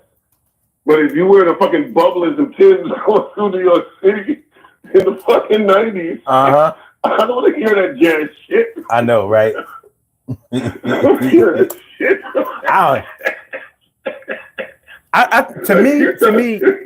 To me, the best Wu solo album was Raekwon. The Purple Tape was on fire. No. I mean, Ray and Ghost is kind of like brothers, though, right? Yeah, but you know, Raekwon is. I would say this: Raekwon is better than Ghostface, but Ghostface's first album is better than anything. First of all, I would go this far. Fucking, have you ever heard Ghostface Fish Scales, Monty? Yep. I got all. I'm a big Ghostface. I got all this shit. But I still, Fish Scales was dope. Fish Scales was dope. I still think Supreme Clientele was his best album, but you know. Yeah, no, Supreme Clientele was a great. I'm not arguing, the height of Giants. Mm-hmm. But if you go ask me, because like I fucked to the Wu, like Wu-Tang Forever, 36 Changes, right, without a doubt. Fucking all of this shit, nigga. I go as far as Killer Priest. Fucking Capadonna first album was Bojangles. Yeah, it was. That shit was great, nigga. We was in Harlem, and dude, when that Capadonna dropped, bro, that shit was everything for like 3 months. That's all we wanted to hear was that slang editorial shit. Okay. Like Capadonna came out the same year that Nori's first album came out. Okay. What? Yeah. And I'm telling you, in Harlem, and I was like a 15-year-old, I'm doing a little thing here and there to try to, make life easier for my mama. But whatever. We was outside, and I'm telling you, that Kappa was playing, bro. There's a reason he's still with the group right now. Kappa was like. To me, his first album was alright. I thought Cat was better on other people's shit. You know what I mean? Of course. No. Capadonna is like one of them wave cats. He comes in and put a splash on there. You know what I mean? He comes in and put that nice little splash on there. I'm not. Capadonna is alright. Like I fucked with that nigga. Yeah. Well, let me ask you this. Let me get back on topic. So, what do you think? What could you name something that you feel like revolutionized music? Not a group. What do you mean, period? Or yeah, like something that changed the game in music. Not okay. Let's bring it all the way. Let's bring it all the way back to the beginning of the conversation we're having now. mm-hmm. In that same Columbia thing that my father yelled at me about. Actually, my grandmother yelled at me about because he had to make the call. And you got that grandmother, and she goes, "What do you mean by he has to pay? You're signing a contract with a child." Ain't that something? Yeah, like I had one of those grandmothers. Like she's like they sent us some money. But during that time, I heard Prince. Like I actually ordered. I remember like we had the Woo joint, we had the Alcoholics joint, the Tony Braxton joint, and I think I ordered the Prince album where he went crazy and changed his name. Yeah, that was crazy. Yeah, but like, Prince is crazy. But like if you sit down and listen to Prince for 20 minutes, you're like, I thought I understood music. This is something else. This is something else. Like Prince, I talked to Michael Jackson. He can get a stadium together and we can all do the dance and wear the gloves. Mm-hmm. But if you want to listen to music, there's nothing above Prince. I think Prince, in my opinion, right? Small opinion, which is irrelevant. Okay. Prince is the greatest musician of my lifetime. I mean, you might be right. If it ain't him, he's close. I mean, for my money, I take. That, like I heard that guy. Mind you, I grew up in the islands or whatever, so a lot of this shit was new to me. So I was like I think I was 10 when I heard the Beatles for the first time. Okay. Right. Mm-hmm. But like I heard it because okay, in my experience, right? Like I grew up in Jamaica, right? Okay. So it's like and Bob Marley was before my time, so it's like I just grew up with it. Right. So I don't really have an opinion of it. Mm-hmm. It's just something that has always existed. You know what I mean? Mm-hmm. It's like a motherfucker. It's like a motherfucker it's like asking a motherfucker in Antarctica, how do you feel about the snow? And they're like, I never thought about it. It's always been here. Mm-hmm. So, but fucking, I heard that asshole fucking play some guitar, bro. But what was crazy. Okay, but this is the craziest thing I've ever heard. But what I'm saying is, when I'm talking about a revolution in music, I'm talking about something that changed the way that we either listen to music or distribute music. No, I think I understand what you're saying, and I think that Prince is the greatest thing to ever happen to music. But how did he revolutionize music as an artist, right? But how did he revolutionize music? How did he revolutionize music? Son, think about it as a black person, right? Mm-hmm. Prince redefined what it is to be a black guy. He fundamentally redefined it. Because he did. The standard was James Brown, right? No. What do you think? No, neither one of them defined what it was like to be a black person. No, what I mean in terms of something you can, like Coca-Cola, Kellogg's Corn Flakes. Okay, that's all I'm saying. but it's something we can put on a shelf and people will buy. But you have to understand what I'm saying. Like, so who do you think? I don't say any person, any one artist revolutionized music, because what I'm talking about is something that happened with an instrument or with a certain wave that made everybody do the same thing. I can't say that Prince revolutionized music because everybody didn't do what Prince did. I agree 100% with what you're saying, right? Mm-hmm. All right. So we live in America, yes? America only has one monument to music, and that's rock and roll, right? No. Well, yes, I understand the Hip Hop Museum got opened 2 years ago. It was like down the street from the house, but it's not a thing. Well, nobody's leaving the house. Well, you ever heard of jazz? You ever heard of jazz and blues? Of course, I've heard of rhythm and blues, and all of this is a. No, I didn't say rhythm and blues. I said jazz and blues. The point I'm making, they call it rock and roll. I'm calling it rock and roll. The end of the thing is, it's guitar-driven music. Okay. It's guitar-driven from country music to banjo music to fucking folk music to fucking, you know what I mean? It's just guitar driven music, right? So, as a person who thinks about music like in theory, right? If you live in a society that is the Beatles, guitar driven music, Bob Marley, guitar driven music, right? So if you think about, you live in a world in a time that is driven by guitar driven music, who is the best guitarist? And if you go in a conversation, we will listen to Hendrix, we will listen to Billy Ray Vaughan. My personal favorite is fucking Peter Tosh, because he invented reggae as we understand it. You know what I mean? Okay. We can listen to some what's the white boy from Pink Floyd? You know what I mean? Yeah. Or the standard used to be Eric Clapton, right? And one day they asked Eric Clapton, you know, the folks on the front side of the hand decided that Eric Clapton is the GOAT, right? And so one day somebody went and asked Eric Clapton, they said, hey, Eric Clapton, what's it like being the greatest guitarist in the world? And he literally said, I wouldn't know, you would need to ask Prince. Okay. Prince was definitely not the greatest guitar. He was definitely not the greatest guitar. He was good, but the greatest? No, he wasn't the greatest guitar. Dude, who is better than Prince? Jimi Hendrix was better than Prince. Jimi Hendrix had 2 good summers. He had what? He had 2 good summers. When you say Jimi Hendrix, listen. When you say Jimi Hendrix is the best guitarist, when you might as well say I didn't say wait. I didn't say he had 2 good summers. Wait a minute. I didn't say he was the best. I said he was better than Prince. Prince will tell you that Jimi Hendrix was better. He inspired him to pick up the guitar. You sound crazy. But you're still not talking about what I'm talking about. But since we're talking about Jimi Hendrix did revolutionize the way that we look at playing the guitar. Jimi Hendrix. Yes, no. Like I said, I will entertain Jimi Hendrix. I will entertain Stevie Ray Vaughan. You know a guy named No. Because wait.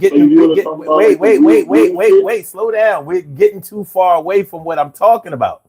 You're getting too far away. You're talking about people. We're not talking about people. I need a product. I need a thing that revolutionized me. For example, the Minnesota sound is as impactful as anything else.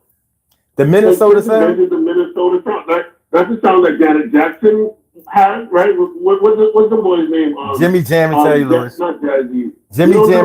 Jimmy Jam and Terry Lewis. Yeah. Like, come on. Like, that led to the whole new school swing, that Philadelphia swing shit. Boys to Men came off of that. Like, these aren't small artists. Boys to Men is still, you can argue Boys to Men is up there with the Temptations, my G. Yeah, but they did it off the New Jack Swing sound, not the. Yes, and the New Jack Swing is Prince. No, it's not. How do you figure? Because where did Jimmy Jam and Terry J come from? Teddy Riley invented New Jack Swing. Come on, man, you gotta get it together.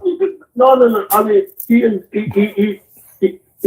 morphed some shit. But if you really think about it, when they Jerry Jam and Terry, whatever, them boys came out of Minnesota. And Prince was right there. Because if you think about it, right, the biggest motherfucker in the 80s was fucking what's your man that Dave Chappelle made fun of? Prince. Cocaine is a hell of a drug. Oh, Rick James. Yeah. Rick James in the early 80s was the biggest thing in the world, right? I don't know about the world. And then one day, Prince found a way to link Rick James to James Brown, right? And he created a style of funk. Because after blues came funk. It didn't come R&B, it came funk. R&B was when them folks decided we can package this and sell it. My man, you got to get your timeline together. Listen, first of all, Rick James was big, but he wasn't that big. I mean, the record sales say he wasn't that big. He was all right. Matter of fact, his biggest record to date was Super Freak. Nobody knew worldwide what who I'm saying, among us, I ain't arguing whether or not Rick James is bigger than fucking Madonna. That's a stupid conversation. I'm saying, in the Chitlin circuit, Rick James was a fucking, like right now, for example. Listen. I gotta get you focused. Slow down. Coming to Macon, Georgia, and that's the hottest ticket in the world. Slow down. I gotta get you focused because you're getting too far away from what we're talking about. Let me give you an example. My man Johnny West in the comments, he talked about how turntables revolutionized music, and they did. They absolutely did. Being able to mix two songs, technology. But that's what I'm. That's the same argument. I can make the same argument that Bluetooth was a bigger deal than turntables. Okay, I'll take Bluetooth, but I'm not going to take Prince. you understand what I'm saying? When I say revolutionize music, I ain't telling nothing. I'm letting you know what the fuck happened. I'm telling you. You're not even telling it in the right order. You're not telling me what happened. You know what I'm saying? You got it all twisted. You talking about Jimmy Jam and Terry Lewis invented New Jack Swing? I think when folks, because what I really think that happened with Prince is, if you look at the Prince Michael Jackson situation, right?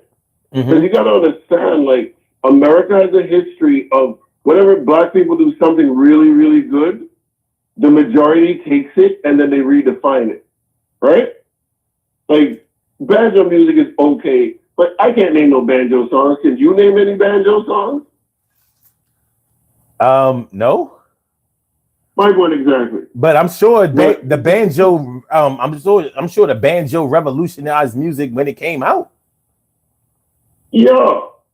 No. No. I haven't heard a good banjo since the show Hee Haw. And Hee Haw, the banjo was doing. Hee Haw, the banjo was putting in work. But listen. Like I said, all right. So you said Bluetooth. Okay, I'll go for that. Let me give you one. Let me give you. Hold on. Slow down. No. Chill. Let me give you one. Absolutely. Hold on. Let me give you one that's undeniable. The Roland 808 machine. The Roland 808 revolutionized music. From the time that the Roland 808 came out, you hear that in music that you never would have thought. You hear the Roland 808. It was originally just for hip hop music. Now you hear it in hip hop, R&B, country, any type of music. The Roland 808 absolutely revolutionized music. But you clearly got more brains in your beard than me. Some gray beard shit. Yo, hold on. Doug, you been drinking? What's up? You been drinking? No, nigga, I'm just on work. I'm in the South and everybody go to work. All right, cool. So yeah, I'm allowed to be up late because I got to be work till Monday. No, you good. But I'm like, if you understand what I'm trying to say. I understand what you're trying to say. I'm just fucking with you, nigga. I'm a fan. What the fuck? I'm just. What are you talking about? We're talking about the evolution and revolution and music. So you can't say if you're going to say that a person or an artist revolutionized music, you're going to have to show how what they did. Wait a minute, no, slow down because you're not letting me talk. No, slow down. You're not letting me talk. You're going to have to show me where everybody started to do what they did. That's what I need. That's what I'm talking about when I say a revolution. Other than that, if they just came in and did something, that's one thing. Hold on a second. You have a call from. Hold on. I'm going to bring you. Hey, caller with the last number 7441. How are you? Oh shit, they hung up. Well, caller, if you. They called twice. I don't know why they hung up, whatever, but let me address something real quick. Literal Trash says you gotta hang it up, Unc. You out of your league on this one. I don't know what you're talking about. I don't turn on this camera or this microphone unless I know what I'm talking about. But I invite you to call in since you know so much If you know more than me, or you can dispute me on what I'm talking about, because I'm not even really looking for discourse. Your opinion is your opinion. But this is how this show works. If you think you know more than me, or if you think I don't know what I'm talking about, the number is pinned right there. And I know you can see it. 267-874-1949. As you can see, I don't cut people off. I let people say what they want to say. I let them say it how they want to say it. And you can get busy. So for you to tell me that I don't know what I'm talking about, you get a chance to show and prove. Other than that, you can kind of eat a dick. That's how we do it over here. You know what I'm saying? I'm just saying. You know what I mean? He's talking about hang it up. Like, just all you got to do is show me what I don't know. You know what I mean? This is how you got to deal with trolls, because they full of shit. You tell them to call in, they never going to call in because they scared. You know what I'm saying? And also you got to know what you're talking about when you go toe to toe with somebody that probably knows what they're talking about. So I mean, like I said, literal trash. Since you know so much, call in 267-874-1949. I'll wait hearing your call, but I know you're not going to call because I know you got some bitch in you. Because dudes who troll, they always got some bitch in them because they just need a little love. You know what I'm saying? Ain't got no girl, ain't got no parents, ain't had no good cousins, they ain't had nothing. But it's all good. So getting back to what we was talking about. Yeah. So yeah, I will offer this. I will offer this as kind of like a thing for folks to think about, like in my culture, right? The invention of the transistor radio, right? So what ended up happening, right? How reggae was invented, like reggae as we understand it now, right? So America was building the Panama Canal, right? And believe it or not, like they employed a lot of people from the Caribbean, and they gave a preference to people who could speak English, obviously, because America's running it, right? Mm-hmm. And so a bunch of Jamaicans went down there, right? And while they was, down there getting, a couple of dollars together, whatever, the transistor radio, like the little portable radio, the thing that in the 90s ended up becoming the boombox, in the 70s, or the 60s rather, right? Early 60s rather, right? Was this thing called the transistor radio, right? Where people in Jamaica were sending music from Central America and South America, right? Mm-hmm. Back to Jamaica, right? And it was when we kind of fused the what was happening at the time was traditional African rhythms, of course, Naya Bingi and Rastafari and yada yada yada. Drum-based music, right? Yeah. And then right along with it, what we were selling to the tourists was ska. Like big horn music. Mm-hmm. But once like the transistor radio was invented, we ended up getting music from our cousins that speak Spanish. Right? And the transistor radio invented reggae. The transistor radio invented reggae? Yes. Because what happened is there was like, as opposed to there were two things at the time. There was the music for the black people, and then there was the music for the white people, right? Right. And when we all went down to go build the Panama Canal, right? We brought back a bunch of Spanish-sounding music, right? And there was actually some DJs down there, like broadcasting like Spanish music to Jamaica, right? And somehow, like during like, because if you listen to like it's easy to follow reggae like through Bob Marley and the Wailers, right? If you listen to early Bob Marley and the Wailers, it's a thing called ska. It's a kind of music called ska. I think it was like popular in the 2000s when white people just decided to play a trumpet. But what happened was, Bob Marley's first song was ska. Like the first two Wailers album was ska. But then when the transistor radio came in, people started communicating music, at least on my island, for the first time. So, like, you know how like America has like the big band sound. In Jamaica, they used to have a thing called like a sound system, right? Where you would not listen to music all week, but you would go somewhere and just listen to what the music is right now, right? Mm-hmm. But once they invented those little radios, everybody, because it was all on satellite at the time, right? Not satellite, like radio towers, right? Mm-hmm. And so folks started listening to different music. So it's like the sound and like the sound, like you know the culture of like one sound competing with another sound, like who has the hottest songs and shit.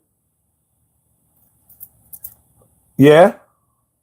Yeah. So that destroyed that when the transistor radio was invented. They started their own radio station and play their own music.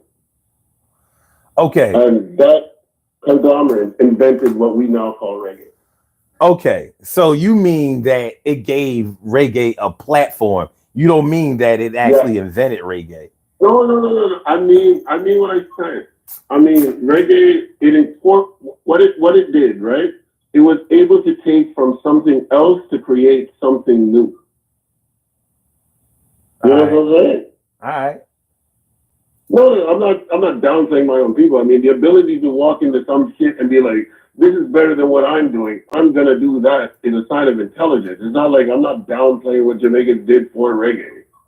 Okay. Right? I wasn't saying that you did that, but I'm just, you know, when I hear somebody say that the transistor radio invented reggae, I'm like, did they play? Because what it did, did they play drums? Did they play an instrument? You know what I'm saying? Like, you know, but bro, what I'm saying is the people who was on the transistor radios, right? They set up these little antennas, right, and played their music that was the new music, but the popular, like the music, like literally, like in Jamaica, right? If you look at Jamaica early '60s, people didn't even have a radio, right?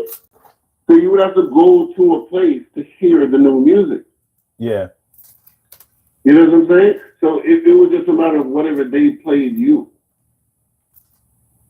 And the transistor radio created a situation where, like, it would be like little towns or little communities, and they would be like, this is the music we play here. And everybody would just listen to that music. Mm-hmm. As opposed to like, it's like, it's one thing to please 30 people, it's another thing to please 30,000 people. Right? So instead of us trying to please everyone all of the time, we're just trying to please the people around us at the time. Mm-hmm. And that's how they got on. Like there's an old story of like Peter Tosh, which is Bumman. I think Peter Tosh that's that nigga. There's an old story where the big sounds and the big radio stations wouldn't play when Bob Marley and them went from ska to what, dancehall or reggae or whatever. They wouldn't play it, and Peter Tosh would just run up on these niggas in the alley like, yo, my G, I was gonna go. And he would literally just threaten people to play this new music. Because it was on the small stations, but it wasn't on the big stations. Does that make sense? Yeah, I understand. Yeah, that's an example of something that I think fundamentally changed music. Wait a minute, hold on. I gotta address something. Little Trash said top most influential artist in the last 500 years is Lil Nas X and Sexy Red. Why are you entertaining this, bro? Yo, this what this dude wrote in the comments. Like what? That nigga wants attention, bro. That nigga needs an older brother. He needs to go fishing with his dad.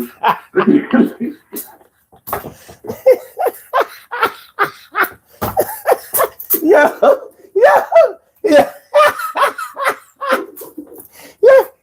In the last 500 years. That nigga needs somebody to do all right.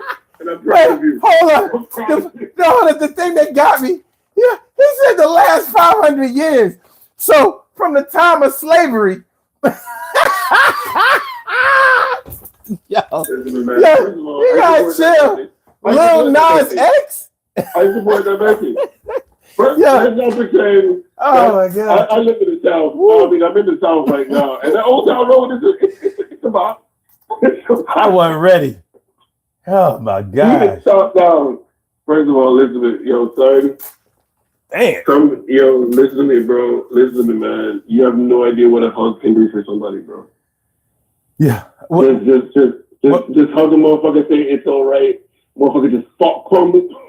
Yo, anybody who think that Sexy Red and Lil Nas X is the most influential in this last, yo, he need a hug. You know what I'm saying? He need a hug bad. Like, yo, come here, nigga. Come here. Chill. Matter of fact, he don't need a hug. He need a sleep. No, you don't need a hug. He need a sleeper hold. Like, yo, go to sleep. Go. You need to rest up. Homie. That nigga is going through it, bro. He said the last 500 years. I can see if he said the last 5 years. He said the last 500. No, first of all, I don't know too many Sexy Red joints. I know that Yang Glow is high. Yo. It is high. It's not, I'm not going to leave the house for it. Yo. It's fine when it comes to hard. If it wasn't for the internet, I don't think we would have a Sexy Red. We might have a little Nas X. I think that's a good conversation. The internet definitely revolutionized music, without a doubt. Yeah, without a doubt. I was actually having this conversation with my man the other day, right? Mm-hmm. We were talking about how, on one level, before it was much more corporatized, right? And now, anybody can kind of come out and do anything. But I think a lot of things need more time in the oven, right? Uh-huh. Like a lot of shit ain't finished when it comes out. Okay. And it's kind of like, it's sort of like the art is for speed as opposed to being good. Okay. You know what I mean? Like, I think a lot of stuff is like, okay, this is hot right now. Like, I remember, like we were talking about, I used to wait on the album. I used to want to sing, motherfucker do a couple of splashes, a couple of features or whatever. But I would want to see what a motherfucker put together and was as if to be like, yo, I done spent a year or 2 years on this. But now it's sort of like, okay, they talking about this. Let's just do a song tonight about this. And the song might actually be good if they waited 3 weeks and worked on the song. I think there's less work now. I think there's more focus on image and sort of like how much money can you get right now, as opposed to whether or not this song is going to play in 2 years. Well, it's interesting because if you look at how the internet has influenced and changed the way we listen to and buy music, the same thing, the same kind of energy and the same kind of things were said when music videos came out in the 80s. They were saying that like it was sort of like a cheat code. Like they were saying that a lot of people believe that it didn't have as much to do with talent as it did with presentation. And there was a good argument for that. You know what I mean? No, I mean, here's my take is I would rather have more music out because I've found some music that if it was just up to Warner Brothers or Universal, I never would have heard this shit. Right? But the thing is, I think what's happening with Warner Brothers and Universal is they're trying to please so many people, right? That a person that actually consumes music as art is left out. Like if you just, I understand the difference between,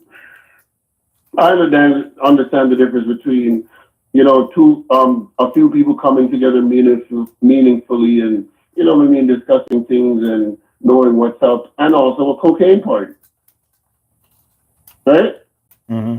Like one is kind of lasting, one has a certain element of value. I mean, they're both equally fun, right? But one of them is so transient, and I feel like to be an old head, I think a lot of artists could use more time to put their shit together so it doesn't sound like I could have done it. Yeah, well, I mean, but that has happened in every era. You're not going to always get artists who put a lot of time and effort. That's why we have a lot of one-hit wonders out there. They got hot, rode a wave, and that was it. I mean, but at the same time, music music companies, or should I say record companies, have always decided who was going to blow and who wasn't. They've always decided who was going to be more of a purist and who was going to be like more of a pop, type of. I've been exposed. I'm a bit of a purist. But last question though, like I see it in the chat. Who was you with on the Drake Kendrick? Say it again. Ask it again. Who was you with on the Drake Kendrick? I mean, I'm going to tell you this. I mean, it's obvious that Kendrick won, but I can 100% tell you that. Wait a minute. But I don't really care. I didn't care about that shit. If you're Drake, right? You know how fucked up you got to be. You know what Drake is. You know what Drake is. He's Hillary Clinton versus Donald Trump. Right? Nobody actually likes Donald Trump. Nobody supports none of this. But we just hate you more than we like this nigga. Oh yeah. You know how many records Drake has sold compared to Kendrick? I'm not arguing none of this, and I'm telling you. Do you know how much? Wait. That is the shittiest comparison I ever heard, bro. That is the shittiest comparison I ever heard. Son. Every time I go to a new country, the first song I play in the hotel is just hold on, we going home, or started from the bottom, now we're here. I'm not saying the boy ain't got jammed. But listen, for whatever reason, right? Drake is bigger than Kendrick. Kendrick won the battle. No, Kendrick won the battle. Drake is obviously Michael Jackson is bigger than Prince. But what I'm saying is, for some reason, he can sell these records, but folks still just don't like this nigga. Who doesn't? Something about him? No. Some people don't like him. Some people don't like Kendrick. You know nobody likes Kendrick. Huh? Nobody likes Kendrick. You said nobody likes Kendrick? Nobody likes Kendrick. I thought you said nobody likes Drake. Son. Nobody likes. Been out for 15 years. Have you ever been to a party and somebody said, "Hey man, put on that Kendrick"? A lot of people like Kendrick, though. He had the number one. No, nigga, I'm asking you a specific question. Have you ever been anywhere in your life and somebody says, "Put on that Kendrick"? Yes, I have. Where? Which version of hell is this? No, just people I know. I mean, Kendrick. Listen, I don't like. I may not like some of Kendrick's stuff. There's some things he does that I do like, just like any other artist. But he has. Listen, he had the number one. How do you have the number one song of 2024? How do you have the most Napoleonic rapper? How do you have the number one song of a year and nobody likes it? I understand that. No. He came through with the Not Like Us. I'm not saying he didn't come through, but considering his opponent, it is so bizarre to me, right? You said nobody likes him. Listen to me, man. Kendrick is boring. The only nigga more boring than Kendrick is J. Cole. There is nothing about Kendrick makes me want to listen to this shit for 45 minutes. I mean, absolutely nothing. But if he's the nigga to defeat Drake, and a bunch of niggas is like, we're done with this nigga. It's more like, I don't even think it's a support of Kendrick. It's a we're done with Drake. He's not done. He's not done. No, we're done. I'm sure he got a group. I'm sure Issa Rae and them is going to support whatever the fuck. Drake will come out, because not everybody gives a shit about that battle shit. Really, nobody cares about it for real. I'm saying, first of all, he got the whole machine behind him. He got the whole machine. If he wants, he can show up in Coca-Cola commercials selling Kellogg. Like, he's gonna make his money. I'm not arguing that. But I heard Drake that shit with him and M and Con, like, nigga. Like, I just don't understand. Then he shows up with fucking Listen, I ain't the biggest. He shows up with Sports from Atlanta. I don't understand it. I'm not the biggest Drake fan, but Drake has some anthems. Drake has had some shit over the years. I mean, he's been out for a long ass time. I'm not the biggest Drake fan. Just hold on, we going home. I give you fucking starting from the bottom. And what was the first one when he was like the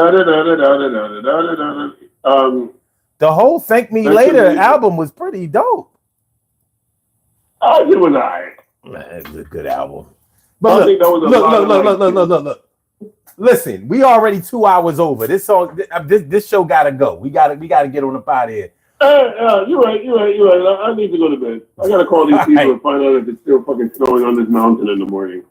But listen, man, I appreciate you calling in. I really do. Yo, son, stay up, bro. I enjoy the show. I respect you and I love everything you're doing, my G. That's what's up, man. I talk to you later. Take care. All right, be easy. All right.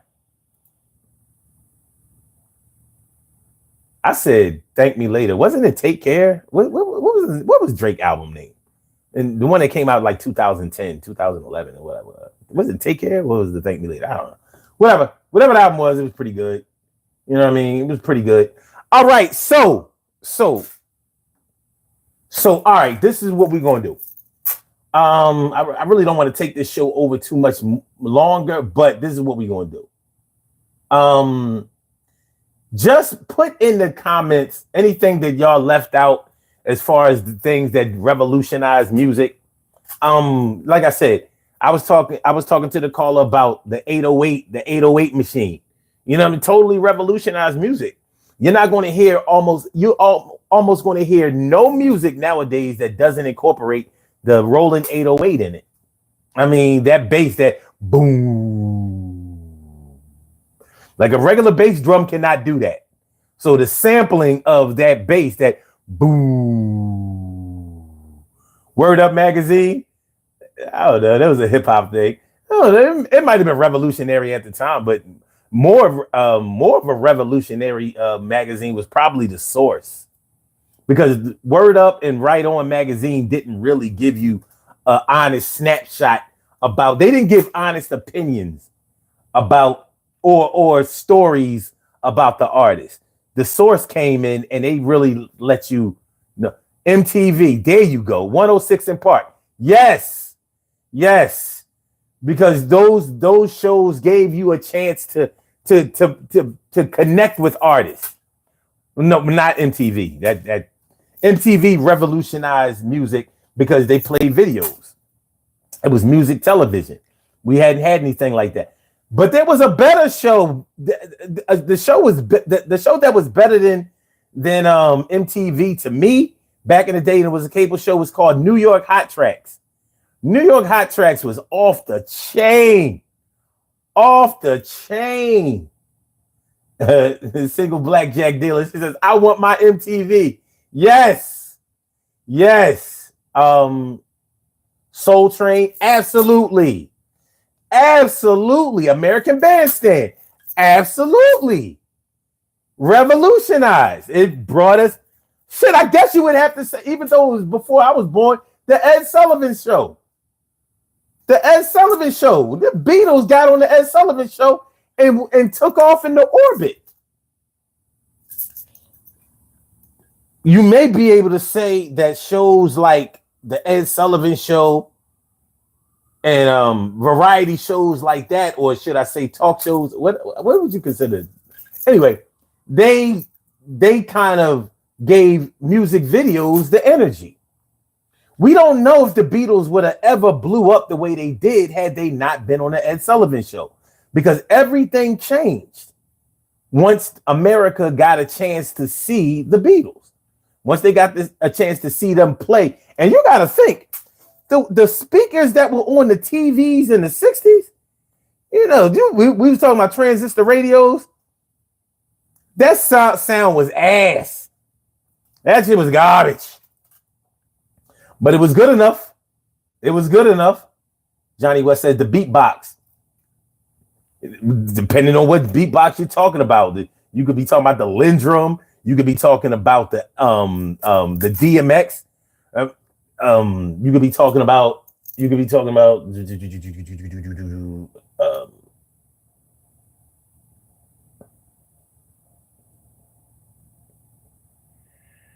damn, there were beatboxes. I'm drawing a blank. Cell phones. Mikey Man said the iPod. Absolutely. Everything changed after these things. Rap City, Pump It Up.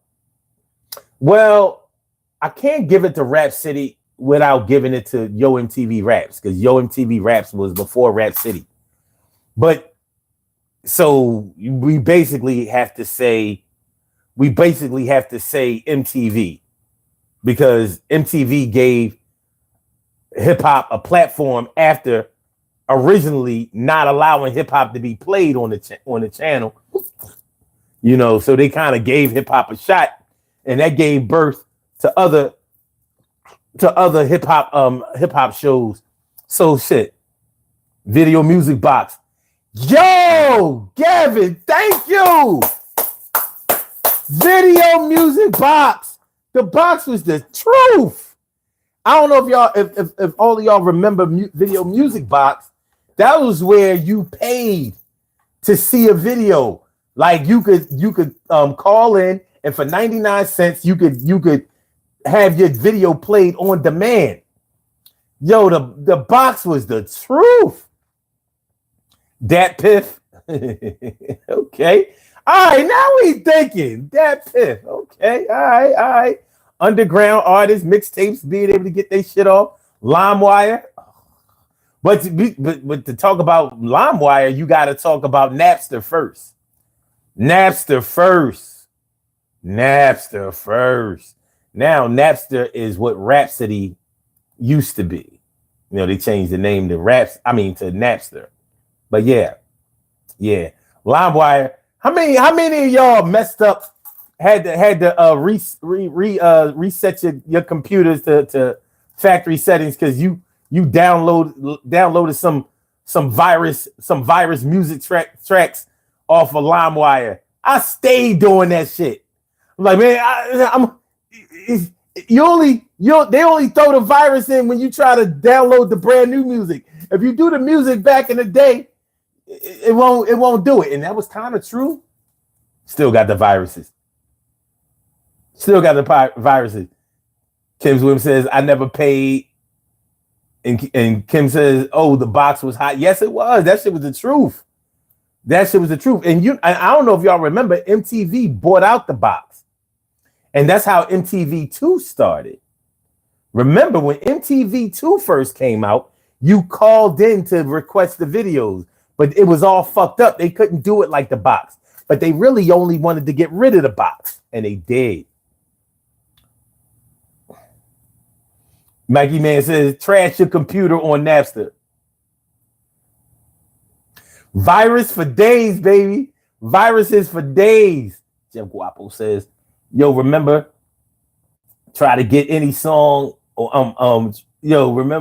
try to get any song I wanted off of LimeWire. Man, I'm telling you, I had to reset my computer and clean my disk all the time because of LimeWire.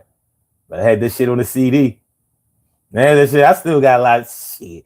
LimeWire allowed me to discover a lot of music that I would have never came in contact with. It was good shit. Then they got rid of that. They outlawed LimeWire and they called it something else. Do y'all remember what they called LimeWire after they made them change their name and basically defuncted the company? It was called something else, but I wasn't touching it after that. I was like, look, I'm not resetting my computer again. I'm losing I'm losing too much data. All right. Yep. Kim Williams says, and the box was never seen again after it was sold. But that shit, they used to play shit on the box that you never heard on the radio. Shit was dope. I'm like, y'all got a video and y'all ain't got shit on the radio? Remember, I saw some video on there. Your mama's on crack rock. A bunch of kids looking like they was from Florida talking about your mama's on crack rock. I was like, yo, what is this shit? What is this shit? BitTorrent. Is that what it was called? Oh, it was in the box. Okay, wait. Jeff Guapo says, your mama on crack, right? You remember that? Your mama's on crack. I was like, what in the hell? What is this shit? Bunch of kids like they in a circle teasing this one kid. Your mama on crack rock. No, she ain't. Your mama on crack rock. Your mama's. I was like, yo, the box is off the chain, boy. The box is off the chain. Yeah. All right. We about to do these birthday shout outs and get on the body here. But I wanted to let y'all know in advance. I really enjoyed this show. It started off slow, but this did what I wanted it to do. This is exactly what I was looking for. By the way, hit the like button, share the show.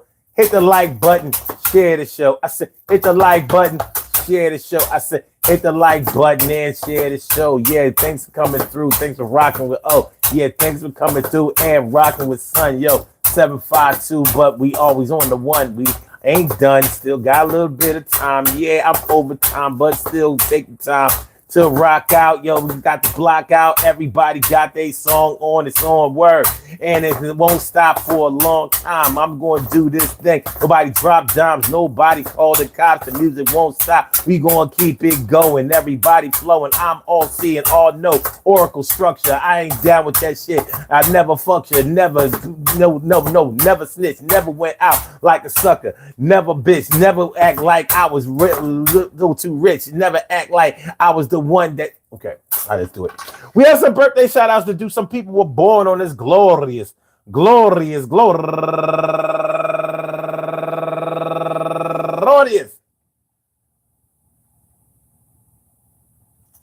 make sure we got this shit right.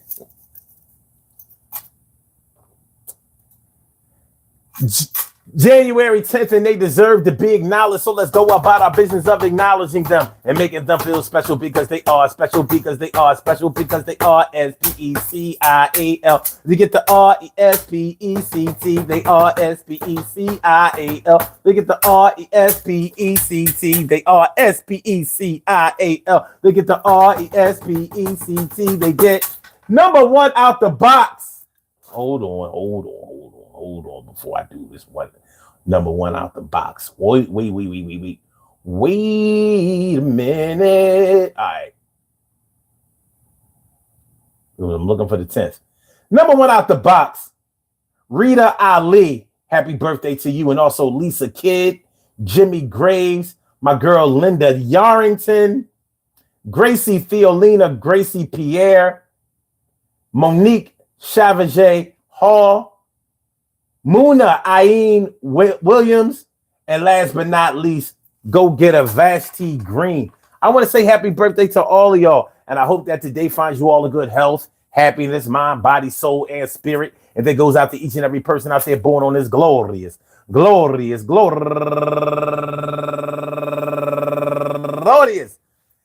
January 10th, anywhere out there in the world, worldwide, internationally, and universally. All of y'all go ahead and turn up. But don't turn up too loud. Just turn up loud enough so everybody can hear you. Rock out, rock on and do the damn, the rock out, rock on and do the damn, rock out, rock on and do the damn thing. You do your thing, y'all. Represent the queens and kings. You do your thing, y'all. Represent the queens and kings. Good things happen to those who wait. Great things happen to those who grind. And anything can happen to those who go for theirs. So go hard, go for yours. And remember, we talk about the music, the kind you throw away and the kind that you use. Never abuse. Music brings people together. Sometimes it sets people apart, but it's still an art. Whether you have played instruments yourself or just put your headphones on, I will warn anybody who doesn't like the sound that's coming through. You gotta do what you do. You got something for you. Yeah, you ain't got to listen or like what I like. You do with your shit. Psych. No, I keep it real still. The skills got to be displayed. And I'm going to say I'm getting paid. Are you? You're doing what you gotta. I had a lot of music. I mean, a lot of. I bought records and tapes and CDs every week. And now I don't have none as we speak. I mean, I got the ones I bought back in the days, but I would like to buy some more today. Because I got paid. And I used to like to go to the store, put the headphones on and buy a little more. Now I got to take a tour down memory lane. But today is okay. I still got the gain. I say the gain that's on the amplifier. Turn that shit up so I can hear the words that's fire. Peace to all my day ones, my everydays, and my brand news. I love y'all to death. Resuscitate y'all. Love y'all right back to life. We will be back. 1:00 p.m. Eastern Standard Time. 1 p.m. Eastern Standard Time. Well, let me keep it a buck.